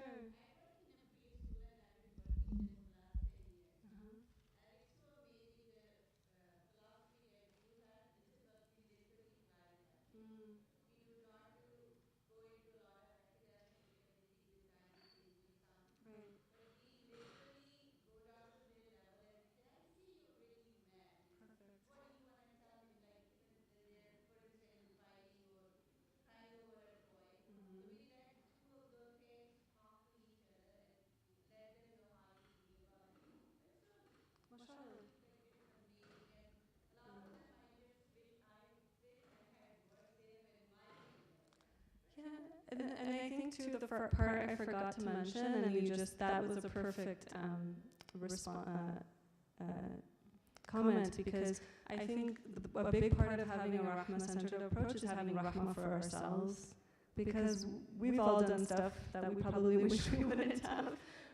Yeah, so we're gonna mess up, and we're gonna continue to mess up, But I always think, like, even if we can do a little bit better, then our children, inshallah, will get a little bit, know this practice a little bit better, and then, inshallah, when they have children, they'll get a little bit better. So hopefully, like, it can propel forward, because we're not going to be perfect.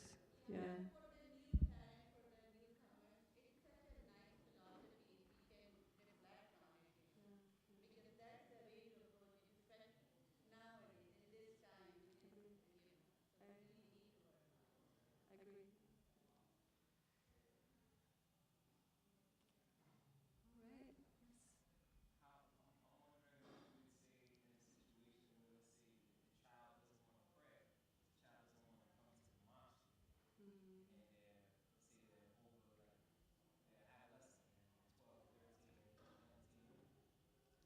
That's a tricky one. I do think about that one a lot, because it's a paradox, right? Because the more we push, like, the, you know, religiosity on children, sometimes they push back, right?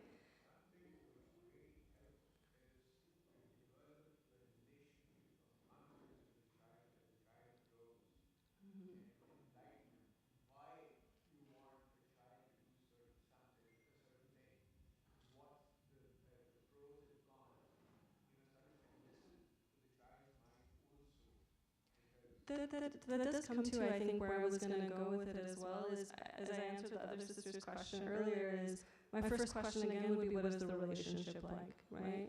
Because if the relationship between that parent and child is contentious, then this is just going to be fuel for the fire, right? You ain't going to make me pray, right? Like, or you're not taking me to the masjid. So it's like, it's again stepping back, and it doesn't really answer the question so much, but I think if, like, let's say there is a positive relationship, then the parent could sit with the child and say, hey, you know, like, I'm concerned, right? It's like, you know, we've got to do the fraud, we've got to do, like, the 5 pillars. So, you know, I'm wondering what's preventing you from keeping your prayers. Do you need help with timing? You know, do you need, like, what can I do to support you in getting your prayers done, rather than you pray because I told you to? Do you hear get the difference? Yeah. So I think it comes back to the relationship, because if there's no positive relationship, it's going to be really hard to make the kid do anything, right?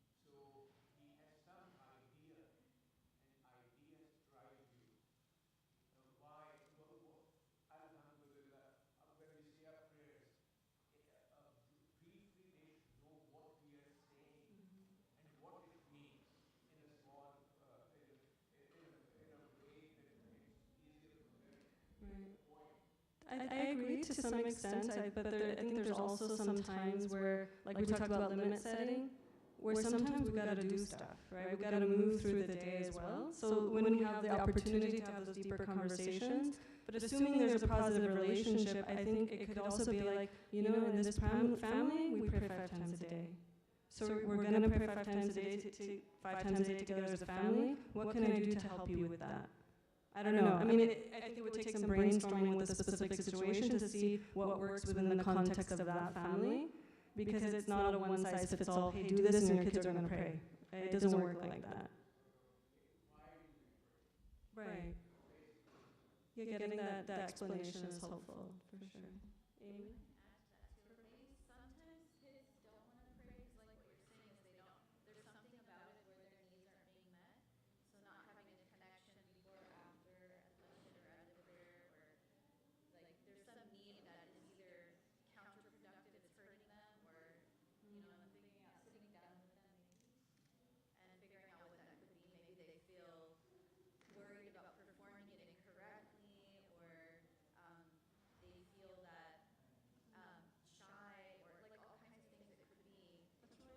So what is it about the prayer that they're distancing themselves from? Like, what, you know, there could be a lot of things. Yeah, or the masjid.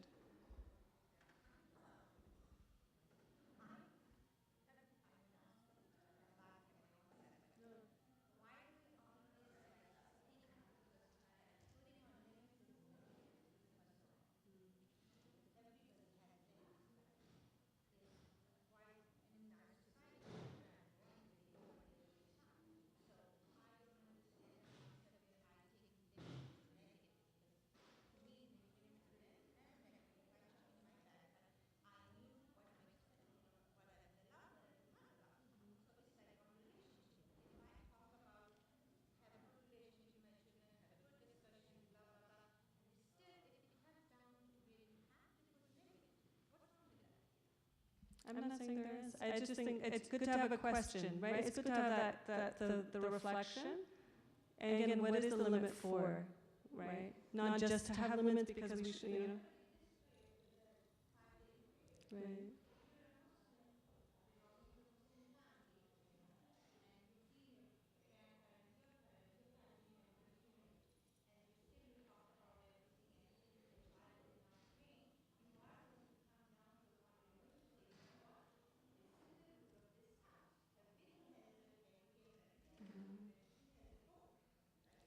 As long as it's done with empathy is all I'm saying. Because attaching, using the relationship that we've been building as a way, and it's not going to look the same for every family. I guess that's the other point, is that, it's going to look different.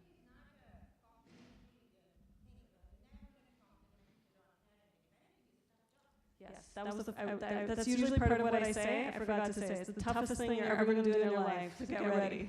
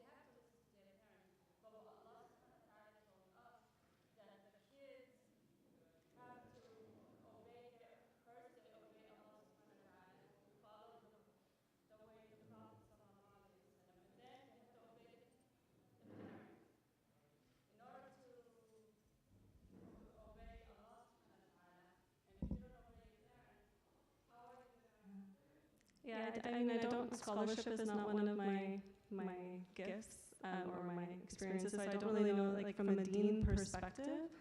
But I would want to reflect on that a little bit more too, to see, like, does that obedience come with the understanding that the parent is being just, right? Or like they're being empathetic and having rahmah towards their children. Because, I deal with abuse a lot, right? And so I always have to be clear, like, there's nuance, right? Perhaps there's a level of understanding that you obey your parents when other things are happening first. So Allah knows best. I think we're probably out of time.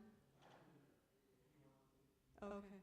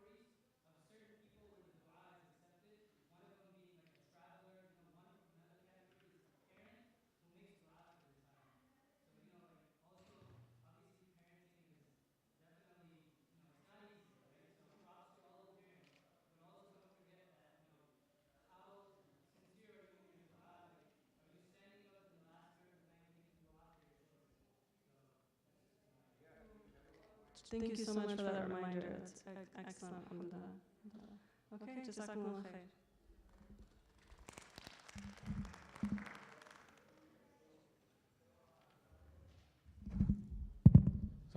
Sakina, alhamdulillah, was very insightful, as usual. So we have a quick break for about a few minutes. If you want to get refreshments, you're more than welcome to. If you can be back within like 5 minutes, Dr. Heather will be here soon, inshallah. So she's on her way, yeah.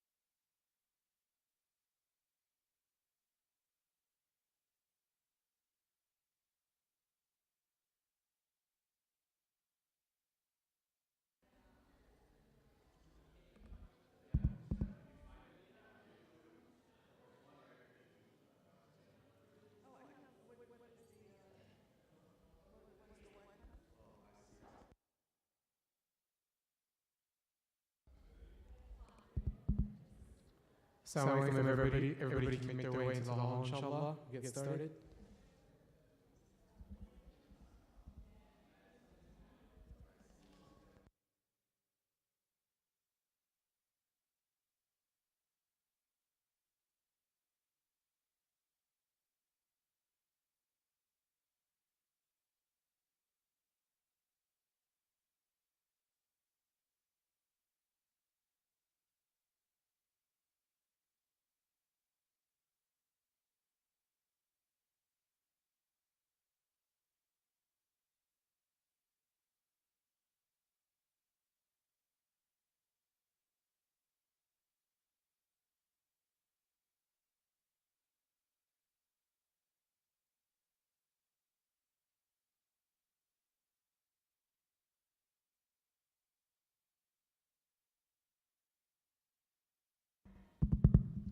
All right, if everybody can make their way inside, we'll go ahead and get started.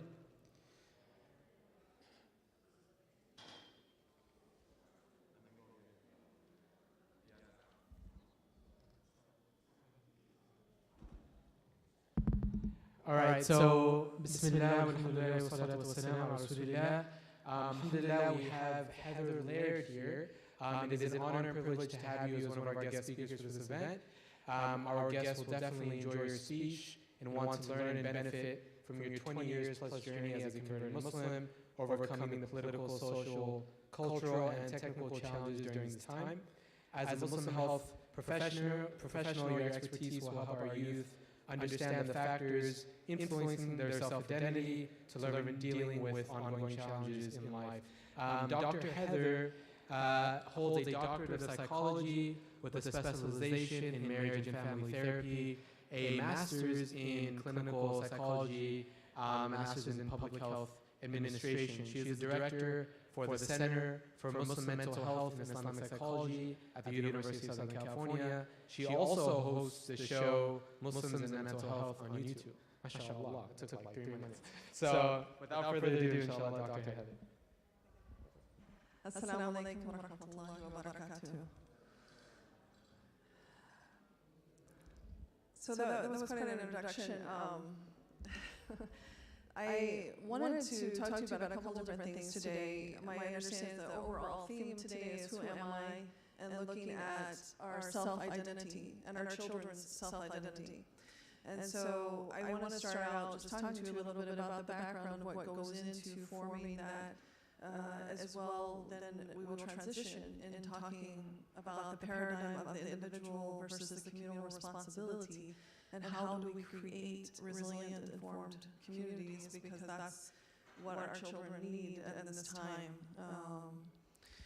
But we need to, I want to first start off just talking about, it's not actually as complicated as we think it is. Not quite yet. I'm I'll get to that part in about 10 minutes, maybe? Okay, great. So, first what we need to understand, to build healthy identities in our children and help them to cope are these 3 simple principles that our beloved Prophet Muhammad ﷺ imparted to us hundreds of years ago. And we often look for modern solutions, but to be honest with you, we've had them within our grasp the entire time. And they've stood the test of time, so I hope that my reminding you of them today briefly will actually be very beneficial to the community at large. So there are many factors that make up our identity, and they begin as early as the womb, right? The environment our mothers experience before we are born has significance, as do the generational patterns of relationships that they've experienced in their own families before they're even mothers. Some of them we have found through research when a mother is subjected to trauma in the womb, such as physical violence or witnessing violence in wartime or religious persecution, that it can affect her and the baby in the womb biologically. There's some correlation in the research with this creating autistic, children. So there's also even some suggestion of other developmental challenges as well. Beyond the biological contributions are sociological contributions, such as how, where do we live and how do we live, with whom do we keep company. As we know, the Prophet ﷺ, he encouraged us to keep good company, right? That the company we keep actually does have an effect on us. The rituals we engage in, how often and what for, and for example, if we look at Turkish culture, for example, we see rituals such as when a family is hosting another family to consider them for marriage. If they like that family and they approve of the engagement, they put sugar in the tea. If they don't, they put salt. So everybody gets to save face, and at the same time, there's a decision made, and it's a cultural ritual that has a purpose. And much like the Turkish rituals, all of our cultures, whether they be American, Indonesian, or Arab, or Desi, have traditions and rituals, and we embrace them as part of our cultures, right? Independent of Islam. Sometimes we interweave them with Islam, but they have their different facets, and they affect our identity. How does this affect our psychological makeup? How do we make sense of the world, and how do we relate? And how does spirituality play a place in our lives? All of this contributes to how we form and self-identify. When we add up all these components, we find influences on what creates any one of the children within our ummah and how they self-identify. With every breath we breathe, we are inputting something that will affect the self-identity. It is either something we can use to guide us toward Allah subhanahu wa ta'ala or away from Allah subhanahu wa ta'ala. The Prophet Muhammad sallallahu alaihi wasallam was very aware of this development, and because of this we see principles in dealing with the people within the ummah at play as early as revelation, in his own modeling and his own behavior. So first the Prophet sallallahu alaihi wasallam took people where they were. So he saw the people in front of him, and he dealt with them where they were in their own development. And this is one of the first principles of the community that we need to implore when we're trying to help our children develop. He met them as they were in the moment and counseled them based on this concept, opposed to holding them to a standard that was out of their reach or beyond their control. In order to do this, it requires listening more than speaking, and listening to understand someone as opposed to debate them or just respond to them. We don't want to just answer back to what they say. We actually want to hear them. It requires patience and sincerity. Were we to employ these techniques as modeled for us, our ummah would be in a much better place than it is right now. Right? Another technique that the Prophet Muhammad utilized was his recognition of what issues and ills society called for. Meaning, an example of this was the Prophet Muhammad's recognition of the negative effects of insular tribalism. Tribalism in Arabia, much like the tribalism we see now in our own communities here in America, was based on somebody's affiliation to name or tribe or bloodline. The Prophet ﷺ saw the destructive nature of this, and when one is attempting to build a diverse community, and broke these sole tribal alliances and paired each person in the ummah with another family that was not of their tribe. This was called brothering. How many of you have heard of brothering before? Some of you? Only a couple of you. And this is tragic, actually, because when the ummah moved from Mecca to Medina, this is when this brothering occurred, right? So they immigrated from Mecca to Medina. They were in a new environment that they didn't understand fully, and so to help in that process and to also break tribal alliances that were unhealthy, the Prophet ﷺ paired people from different tribes to get to know each other so that they may know one another very well. They would also understand the different cultural values within Medinan society. They would also be able to raise their children as consequence of that in a much more healthy manner, because they would understand the customs, traditions, rituals, and so forth that help make up the identities of Medinan society without also losing their Meccan traditions, right? So by learning each other, they learned both. So they didn't have to betray themselves to also then at the same time learn something new. Brothering forced people to step outside their social constructs and transcend them, to see there are multiple paths to get not only to Allah, but through the day. What in the world would Meccans have known about the culture of Medina, or those who were not a part of their city culture? In much the same way, we live today in a similar environment, but rather than recognizing this, we have regressed as a community back into tribalism, only valuing someone's heritage, tribal affiliation, race, ethnicity, or professional affiliation. Instead of building community, we are regressing toward the destruction of it. You alienate those who could help you navigate your way through the culture and don't understand the process. The children don't have allies to help them. And as they are straddling between these two worlds, rather than invest in building those bridges across tribes, we retrench, we regress into tribal affiliation.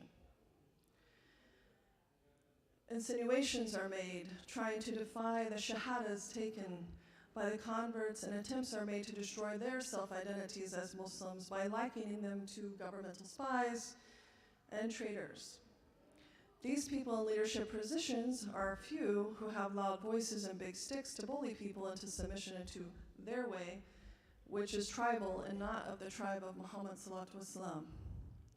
Instead of offering to those converts and our displaced members of society like the Palestinians, our brothers and sisters, a sense of family and tribe belonging, there's a consistent attempt to negate the shahada of those who leave behind their jahiliyahs for Islam. Allah sees all that we do, and none of us gets out of this dunya without full recompense. So it is in our best interest to stop this way of behavior and to embrace a different one, which includes the model and example of the Prophet ﷺ. If this was not enough of a sign, just the social realities that we've been observing, the environment has been crying out as well, right? So we learned recently, for those of us who were watching, of the environmental impact report that was delivered at the UN, that within just a couple of decades, our planet will heat up another 1 degree Celsius, which will cause us all to have fewer resources, and there will be a need to control those resources. So we will see movements abound that may look like totalitarian or authoritarian movements, because there will be people who will want to tell you how much energy you are allowed to use. And this happens because of our lack of awareness of what is happening with the environment and how we are treating the environment and what our responsibilities are toward it, right? When we don't heed the lessons of our beloved prophets, and actually all of them had the similar message, right? The whole point of another prophet coming into leadership and was to bring the message back to the ummah, right? And so many of them approached people in society in the very same way, in that none of them knew a stranger. None of them treated others as if they were others. They didn't other people, right? And we find that on a communal level, which we'll get into in a little bit, many of us have felt othered by the dominant culture of the United States, right? Because that's the first step of creating hatred toward a people. But if we look within our own community at a micro level, we have seen tribally this happen to our own people, where, you know, whether you're South Asian or you're Arab or you're African American, you know, people retrench into their tribes and they don't reach across and they don't accept people or learn about one another. And this is the first step to our own self-alienation, creating problems in our young children as they develop their own self-identity. If what we model for them is that you can't know other people because they're not acceptable to us, then how do they accept themselves in such a diverse society? How do they navigate all of the different spaces that they find themselves in, sometimes with Muslims, sometimes not?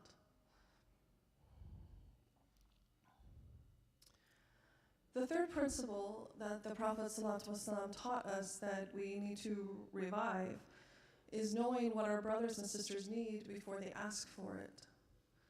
How many of you can honestly say, and this is just not a rhetorical question, I'm actually interested, how many of you can honestly say that you know your brothers and sisters' needs before they ask for it? Anybody of you feel that confident in that? I suspected that much.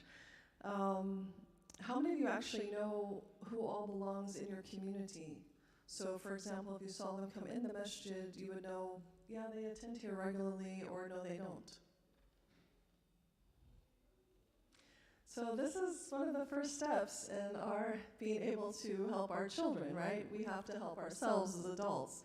If we don't know our own community, how can we tell them about it? We must know the people within our community. We must know their needs before they ask for them. This is how we create community. It's how we create, a strong ummah. He didn't really make, the Prophet ﷺ, he didn't make life complicated. These are actually very simple principles, and when we apply them, we see healthier communities. We see good character, courage, loyalty, integrity, and righteous behavior. These qualities become the basis of judgment, as opposed to wealth and tribal affiliation, race, ethnicity, so forth, right? And this is what we need to get back to. How many of you were aware in the United States that it's a cultural faux pas to assert class? Do any of you know that? That it's a cultural faux pas, like it's not a good thing to do socially, culturally, to point out somebody's difference in social class.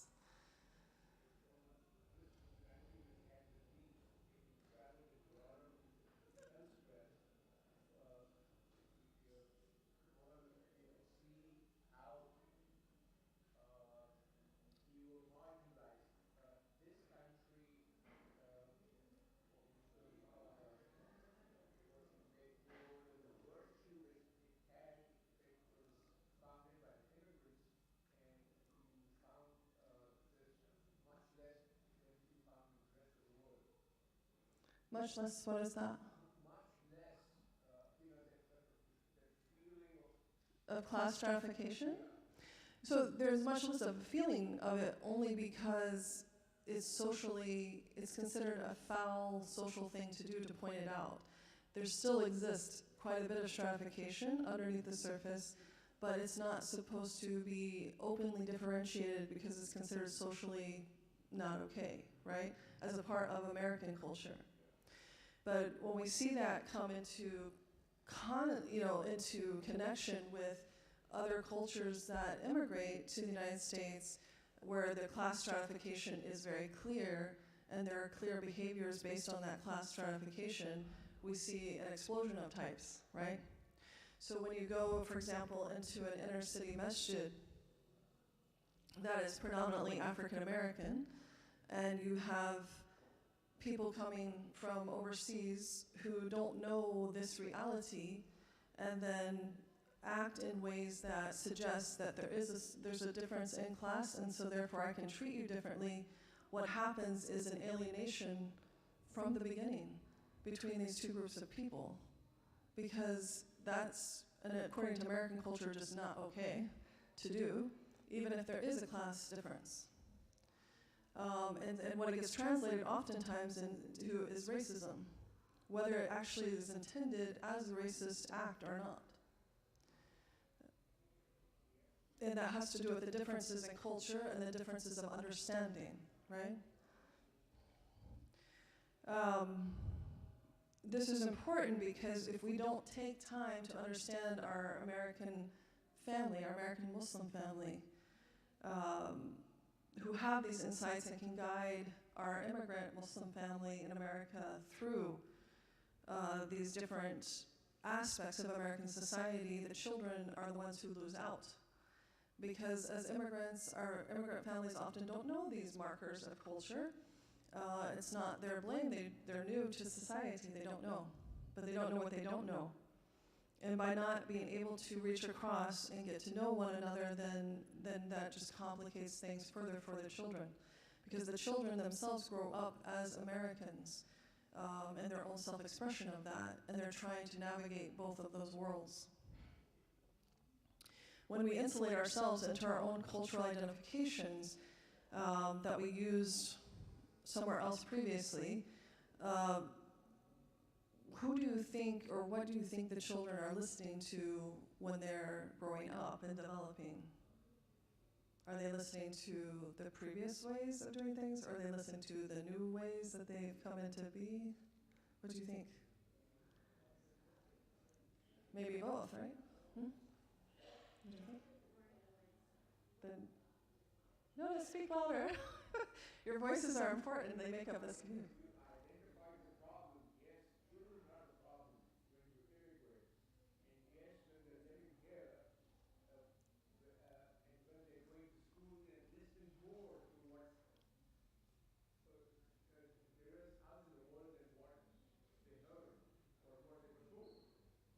So they listen to all of those things, right? It's hard to say what they listen to more, and each individual child is going to be different in that regard. And what goes on in the home and what goes on, there are several levels of our environment that all influence how a child accepts their identity. But to that extent, where do you think that they'll find their affiliations within this society? Where do you think they find that? We have some young people in the room. Do you guys want to comment? Where do you find your affiliation? Or is that too much pressure? Sakina?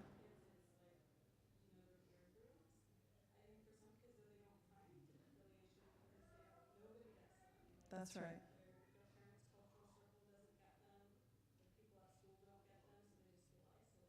Right. Right. Anybody else have some thoughts about that, or? Okay. So how does this happen? It's multi-pronged, right? And as Sakina was pointing out, sometimes people do affiliate, sometimes they don't. As infants, we learn to split, right?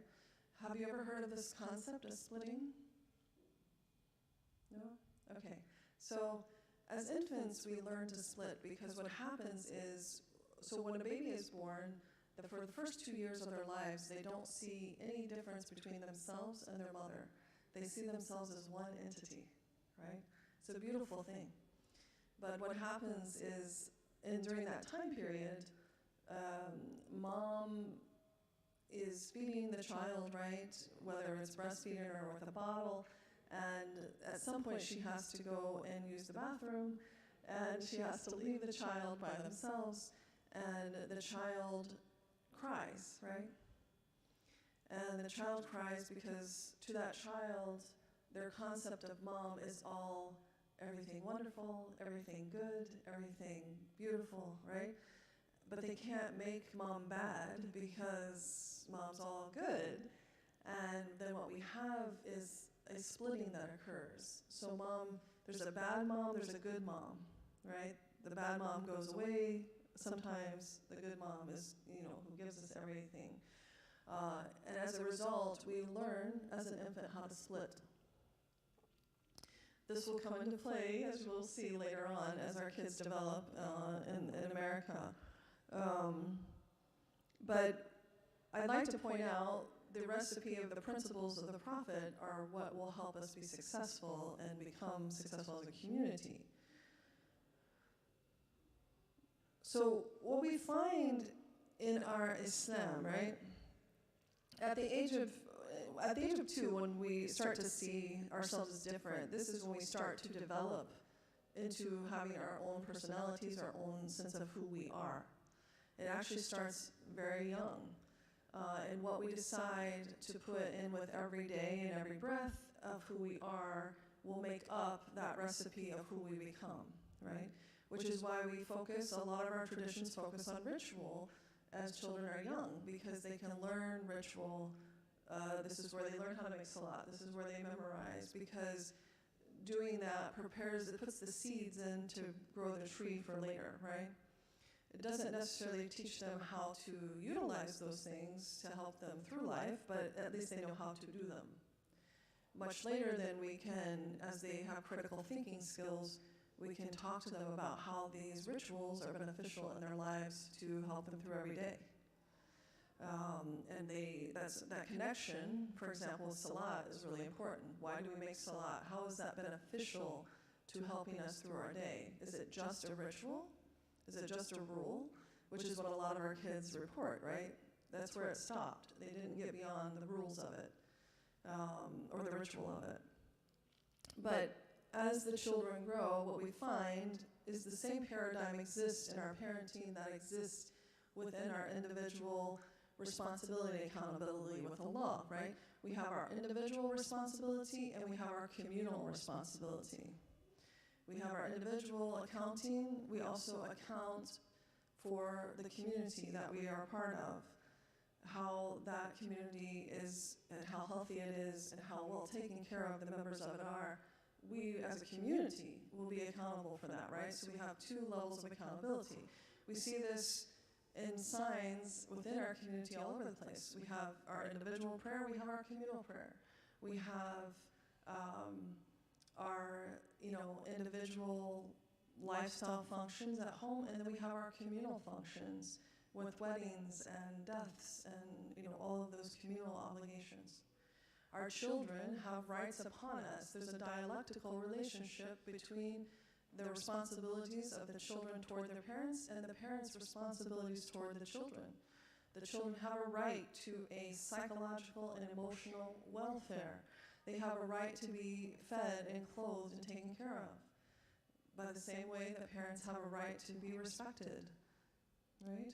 So that we have throughout our community these dual and dialectical relationships between the individual and the community. And this actually is right in line with our theories and thoughts about how we develop a child and how we develop a healthy psychology, because it develops at every level of society, from the individual all the way out until the broader community.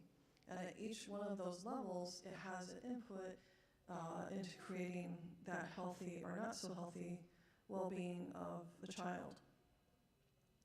One of the ways that we can do this as a community is to create resiliency in children. So for example, a child may fall down and skin their knee, right? Now, what that child does in getting up or laying down and just crying, or how they respond to it, is their ability to be resilient. And what we want to create is not that we think our children are going to be perfect and never fall down and skin their knee, right? Because that is going to happen. They are going to fall, they're going to make mistakes. We as Muslims are people who are repentant. We believe in Tawbah. We fall down, we make mistakes, we ask Allah for forgiveness, and we get back up, right? That is who we are as a people. We're not perfect people. So when we are raising our children, we want to teach them how to be able to fall down and get back up. And to the extent that we're successful in doing this, their own identity and own identity development will develop in a secure way, right? At whatever level they function, whatever profession they decide to pursue. We do this on a communal level by creating resilient, informed communities. And how we do that is something actually I have visuals for. I'm not sure where our young man went to project them up for us. But in any case, if we look again at just dialing back a little bit about how do we get Islamophobia, right? And we're going to work backwards a little bit and then forward again. Islamophobia is created out of creating propaganda about our people, right? So the dominant culture creates a propaganda, a false narrative, fake news about our people. And then as a result of that, we become a problem to people. We become villains. You can see in the cultural expressions through art, film, what have you, that we become othered. We become the problem. We become the villains. If you look at the 1980s in America, the films of that time were all about the villains were Muslims from different parts of the world, right? You see it happening now, not so much to Muslims per se, but you see like Koreans as villains in the films of our current generation, or Chinese, or people who they want to other next, right?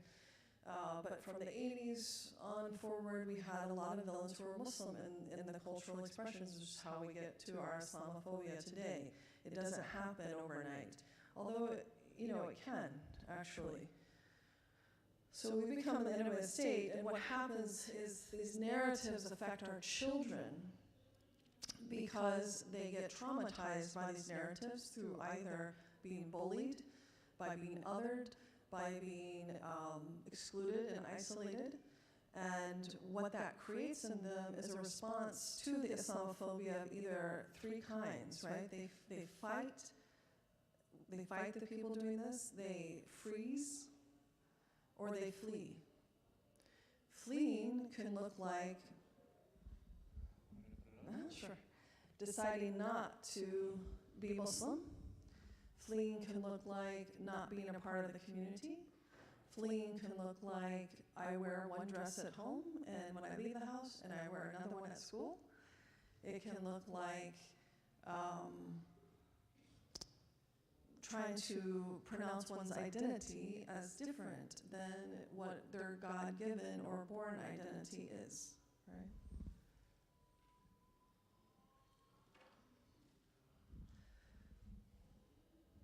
Sorry, I need my computer back.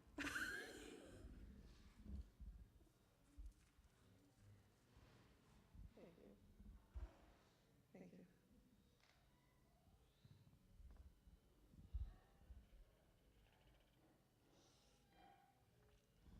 So we have a lot of theories in the world about love, lots of them. We have very few theories about how we get to hate. And they're not the same, a lot of people say they're the two sides of the same coin, but they're actually not. Both love and hate require commitment. You have to be committed to love somebody, you have to be committed to hate somebody. And so how do we get to a place of hatred? Well, first we negate intimacy. And this is what I was referring to in our own community we have to break down. We can't negate intimacy between ourselves. We need to know each other, right? When we stop doing that, when we draw lines around our tribal affiliations, we already negate intimacy. When you see like a white girl sitting here as opposed to your Muslim sister, you've already negated intimacy between us, right? Then there's devaluation, devaluing one another, not appreciating what each of us brings to the table. That's the second step. And then when you're able to do both of those things, you can create hatred among people. So we know how that's happened in the dominant culture. We look less at it within our smaller community culture, which is where we have the most effect and can make the most change. When we think about another aspect of life, politics, right? You have much bigger opportunity to affect politics on a local level than you ever do on a national level. That one vote nationally it's a drop in the bucket versus locally. You can affect things much more. It's the same way in our communities. Whether the conversation I have with you today, I'll have much more of an effect on something than I will talking to President Trump, for example, right? And so we need to really focus on our communities and how we can make the change there. And we do that by breaking down these divides. I'm sure somebody maybe already today has told you this, but what happened? Okay. We have many social determinants of health, right? Starting all the way out from our global ecosystem, including the environment. We have the natural environment, the built environment, the activities that we engage in, how we play, how we have fun, our local economy, our community, our lifestyle, and then our families. All of these levels of community have an effect on our identity and how we create resiliency.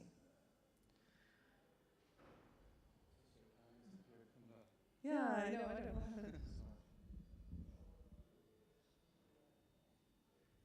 So I want to be mindful of the time. There's a whole way to create resiliency within the community. We do a training of this. It takes 4 hours to do the training. But what it does is it taps into all the strengths of the community, and you self-identify them within your own community, because every community is a little bit different. We only have about 5 minutes left, so we're not going to be able to get into all of those pieces today. But I do want to bring it to your attention that it's within your grasp, it's within your power to make that change within your own community. You have everything you need right here. It's not out there, right? It's right here. It's a matter of communicating, it's a matter of getting to know each other, it's a matter of knowing what your brother and sister need before they ask for it, it's a matter of breaking down those entrenched tribal affiliations and reaching across and learning about each other. If you are able to tell me, when our children are growing up, right, they look to the other adults that their parents trust for information. At some point, when your children become teenagers, they don't take things from you the same way that they take them from other people. You want to develop community and friendships so that those people can actually influence your children. And the more that you're successful at doing that, the more successful and healthy identities you'll be able to create with the children within the community. All of the other distractions, the drugs, the sex, the living between two worlds, not being able to reconcile how to be in different environments, all go back to those simple principles. Those other things are distractions. They're distractions away from, and looking for a way of life that has not been communicated within the community. It's okay, brother, I think we're out of time, actually. We have about 4 minutes. I wanted to leave just a minute for questions. So with the 4 minutes that we have, does anybody have any questions before I leave?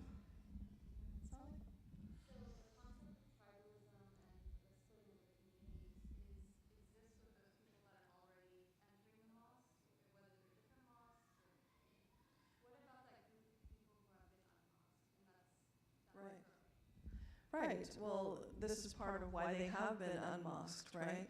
And we get them back by employing what the Prophet did. We listen and find out why they're unmosqued. How can we bring them back into the fold? Why is it that we're so exclusive? Why can't we be more inclusive? I was at a mosque recently where there were constituents of the mosque, members of the mosque who wanted to have Alcoholics Anonymous offered as a part of the mosque.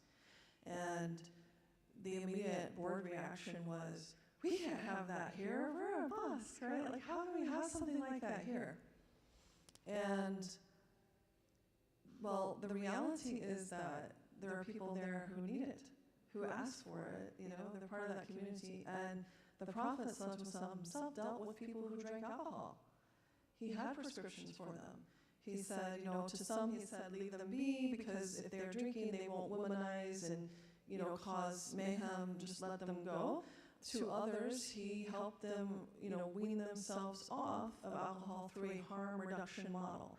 It wasn't a teetotal model, it was less and less and less until they were done, right? So that existed during the time of the Prophet, and he addressed it. He didn't put his head in the sand like ostriches and say, can't hear it, don't see it, don't want it. He actually dealt with it. And oftentimes we find in our community, we just pretend like it doesn't exist. And that's why people get unmosqued. They don't want to be where they don't feel welcome. They're struggling, they're striving, they're trying, we're all at different levels. What's a struggle for one person in our community is not for another, and that's where that privilege of not having that struggle, we can lift people up, we can help them up. I mean, that's what we should be doing, right? That's community. But that's what we try to do, right? We try to listen and find out, well, what are their needs? How can we get them back? Yeah, because I agree with you. Like, we don't see children at Eat Prayers anymore. Around the country, it's not here only, right? Like, it's all over the country. This is not a problem here in Southern California. It's all over.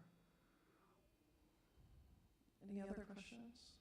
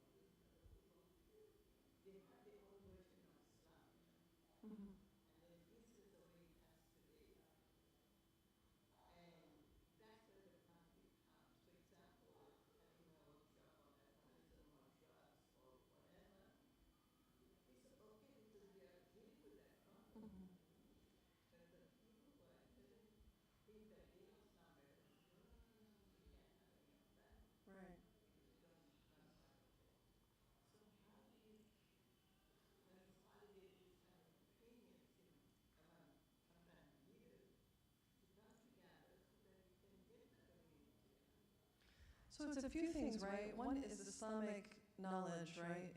We don't have enough Islamic literacy in our communities, because if we did, we would know the scholars didn't behave that way, right? The scholars would even pray differently sometimes, just to make others feel welcome. Like, so those who pray with their hands to the side versus those who pray more like a Hanafi way would switch it up sometimes, just to embrace the other, to feel what it feels like to do this other thing. And we don't have enough literacy to have knowledge of that broadly, I'm saying, to know that that's actually how we're supposed to be with each other. Not just, okay, it's okay that we have this Hanafi way, it's okay that we have this Maliki way, and we can live without pluralism, right? That's our model, to live with pluralism, not with just one way of doing it. And so it's, part of it is education and that literacy. The other part of it is being more honest with each other, right? So we have a good tradition of wanting to cover up our brothers and sisters' sins, of like, you know, we make excuses for what they do, and that's not a bad thing, right? That's not bad that we try to make excuses for them. We're like, what, 70 excuses, which I've never gotten to, by the way. But that's not a bad thing in and of itself, but it does become a bad thing when we do it to the point where we don't acknowledge things that are harmful, right? So recently, I'm not sure if you are all aware of a case in Virginia where a sister had killed herself and her children. She was mentally ill, and the community recognized that something was going on with her, right? She was behaving differently in extreme ways, right? She had extreme paranoia. She was not parking near the masjid. She thought people were following her. She was very paranoid.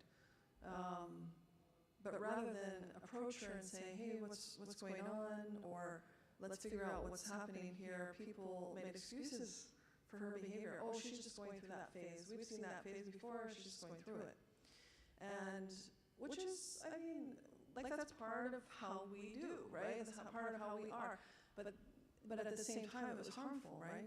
Because what ended up happening is people ignored what was happening with her, to the point where eventually her illness got the better of her and she killed her children and herself.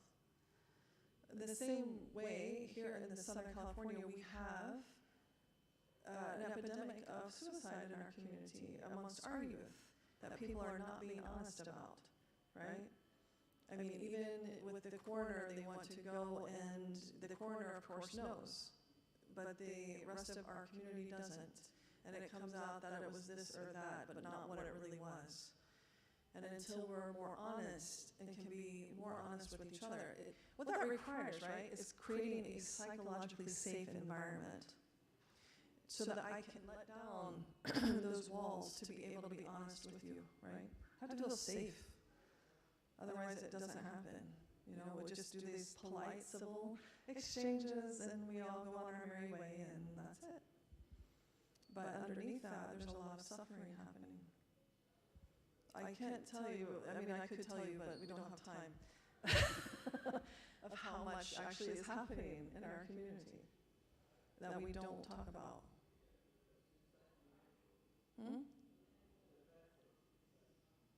I'm sorry.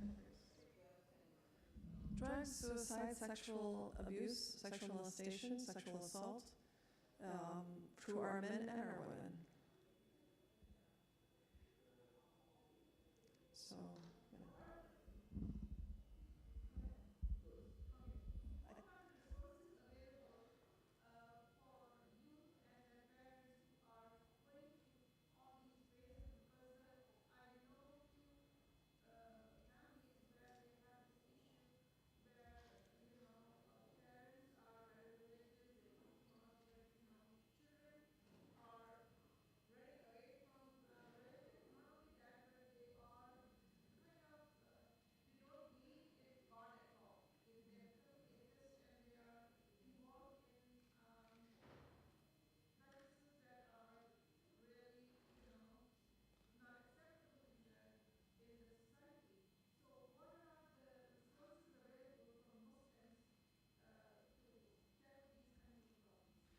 So, mashallah, alhamdulillah, you know, we have in Southern California maybe better than a lot of other places. We have developed helping professions, helping people to help bridge those difficult conversations. And so we have different organizations like our center. We have the Center for Muslim Mental Health and Islamic Psychology. We have 6 locations around Southern California.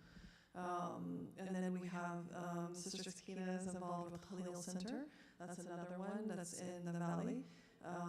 We have Access, you know, has mental health services. There are some other organizations that are also trying to do mental health education, like the Council on Pakistani Affairs. They now are starting next month. They're launching an event every month to focus on children and mental health. There's an organization called Sabil. For our elders, our seniors, there's an organization called Olive Community Services, which is a, mashallah, a real blessing, because it takes our seniors out of isolation and gives them a social life and, you know, learning and things to do. I really am impressed with that organization. But there are organizations, we need to connect people. We have established a referral line, actually, in Southern California. It's 1-800-4-Muslim. That will refer people to any mental health professionals they need, whether it be social workers, psychologists, psychiatrists, neurologists. It's free of charge. The people aren't paying to be a part of it. We got a grant to create this, and we have trained professionals who man that line during regular business hours. It's not a 24-hour line, but during like from 8 a.m. to 8 p.m., you'll find somebody to talk to and get referrals to people. I'm sorry, the two of you. Oh, okay. And then, brother, you had a question back there?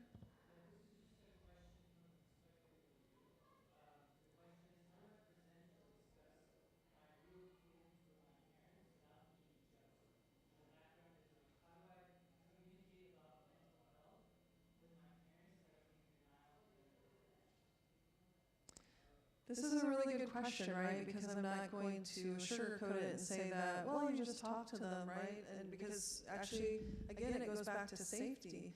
If a child does not feel psychologically safe to share themselves, they won't do it. And I wouldn't even advise them to do it, because why would they,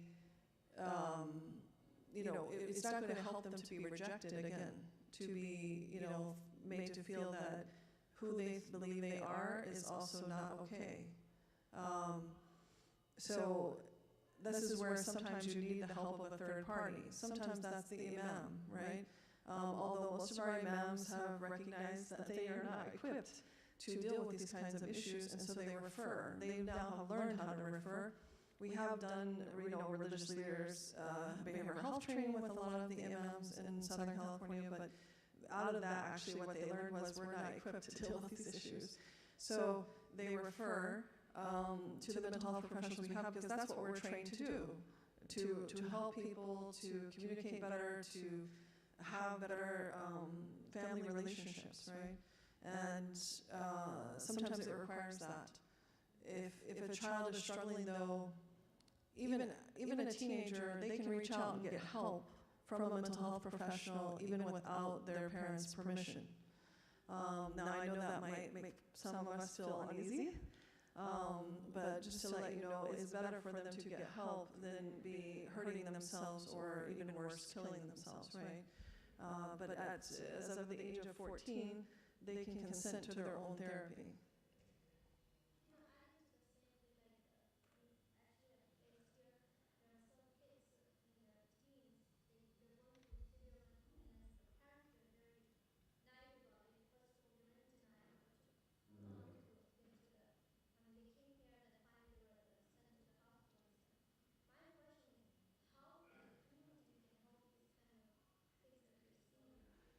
Right, because sometimes it's a matter of you see something but you don't know what it is, because in addition to the Islamic literacy, right, you need an education on mental health in the sense of not that you expect to become mental health practitioners, but these are some of the signs and symptoms to look for, so that you, okay, when I see that, I know there's a problem, and I need to contact someone to get help for this person, whether they be a child or an adult, right? Another option is, one of the things we're doing with the center is we actually have contracted with a masajid who are interested in having mental health services within the mosque, right? And we have clinicians who are trained to provide those services. Sometimes it's 1 day a week, sometimes it's more than that, but they're available right there. Or we help them identify services around the mosque. So one thing that your mosque can do today is, if you don't have the services here, identify around the mosque who or can provide the services or where, like Sakina, for example, in your own community. So, but just the identification of those is very helpful, right?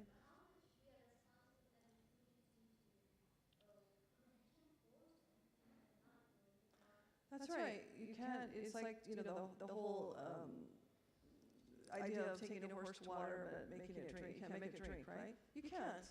You can't. If somebody wants to kill themselves, you can't. If they really want to kill themselves, you can't stop them.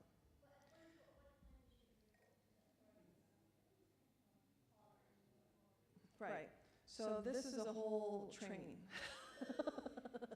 And I want to make sure you guys stay on your schedule. This is actually, it's several trainings really, to be able to recognize the signs and symptoms of different various illnesses that we have created a guide for called the DSM, but it's just a guide. It's not a Bible or a Quran, right?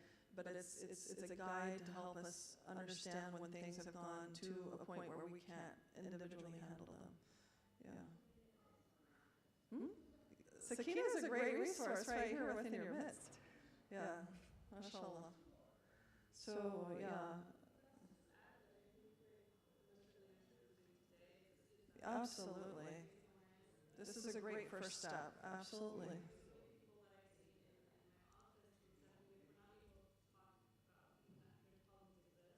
Right. Right. Absolutely. And, to the end, like when the whole #MeToo thing came out, right? We had a couple of events in LA County. Is this LA County or not? Oh, okay. Sorry. I wasn't sure for the OC yet or not. Okay. But more north in LA County, we had a couple of events where we had groups, right? We had one group of just women. And then we had a mixed event with Mecca SoCal, which is the group that created itself between the MSAs to marriage, right? They created a group to socialize, to get, to be able to spend time together.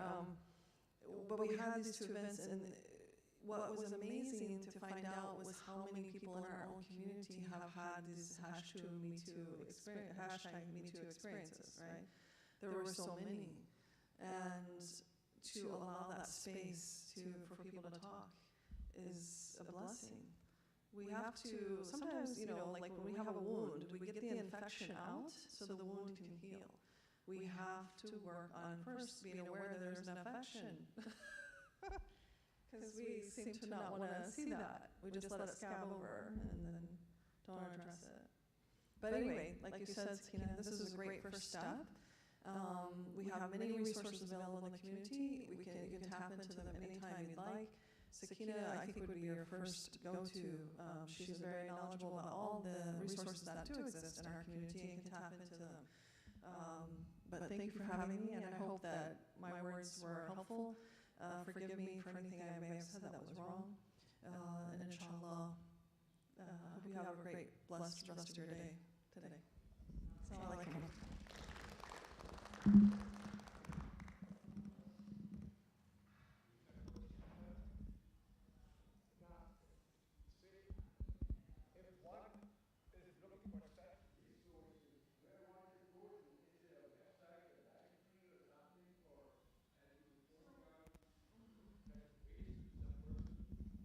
So for our center, we do have a website. It's CTR, like for center, the number 4, MuslimMentalHealth.com.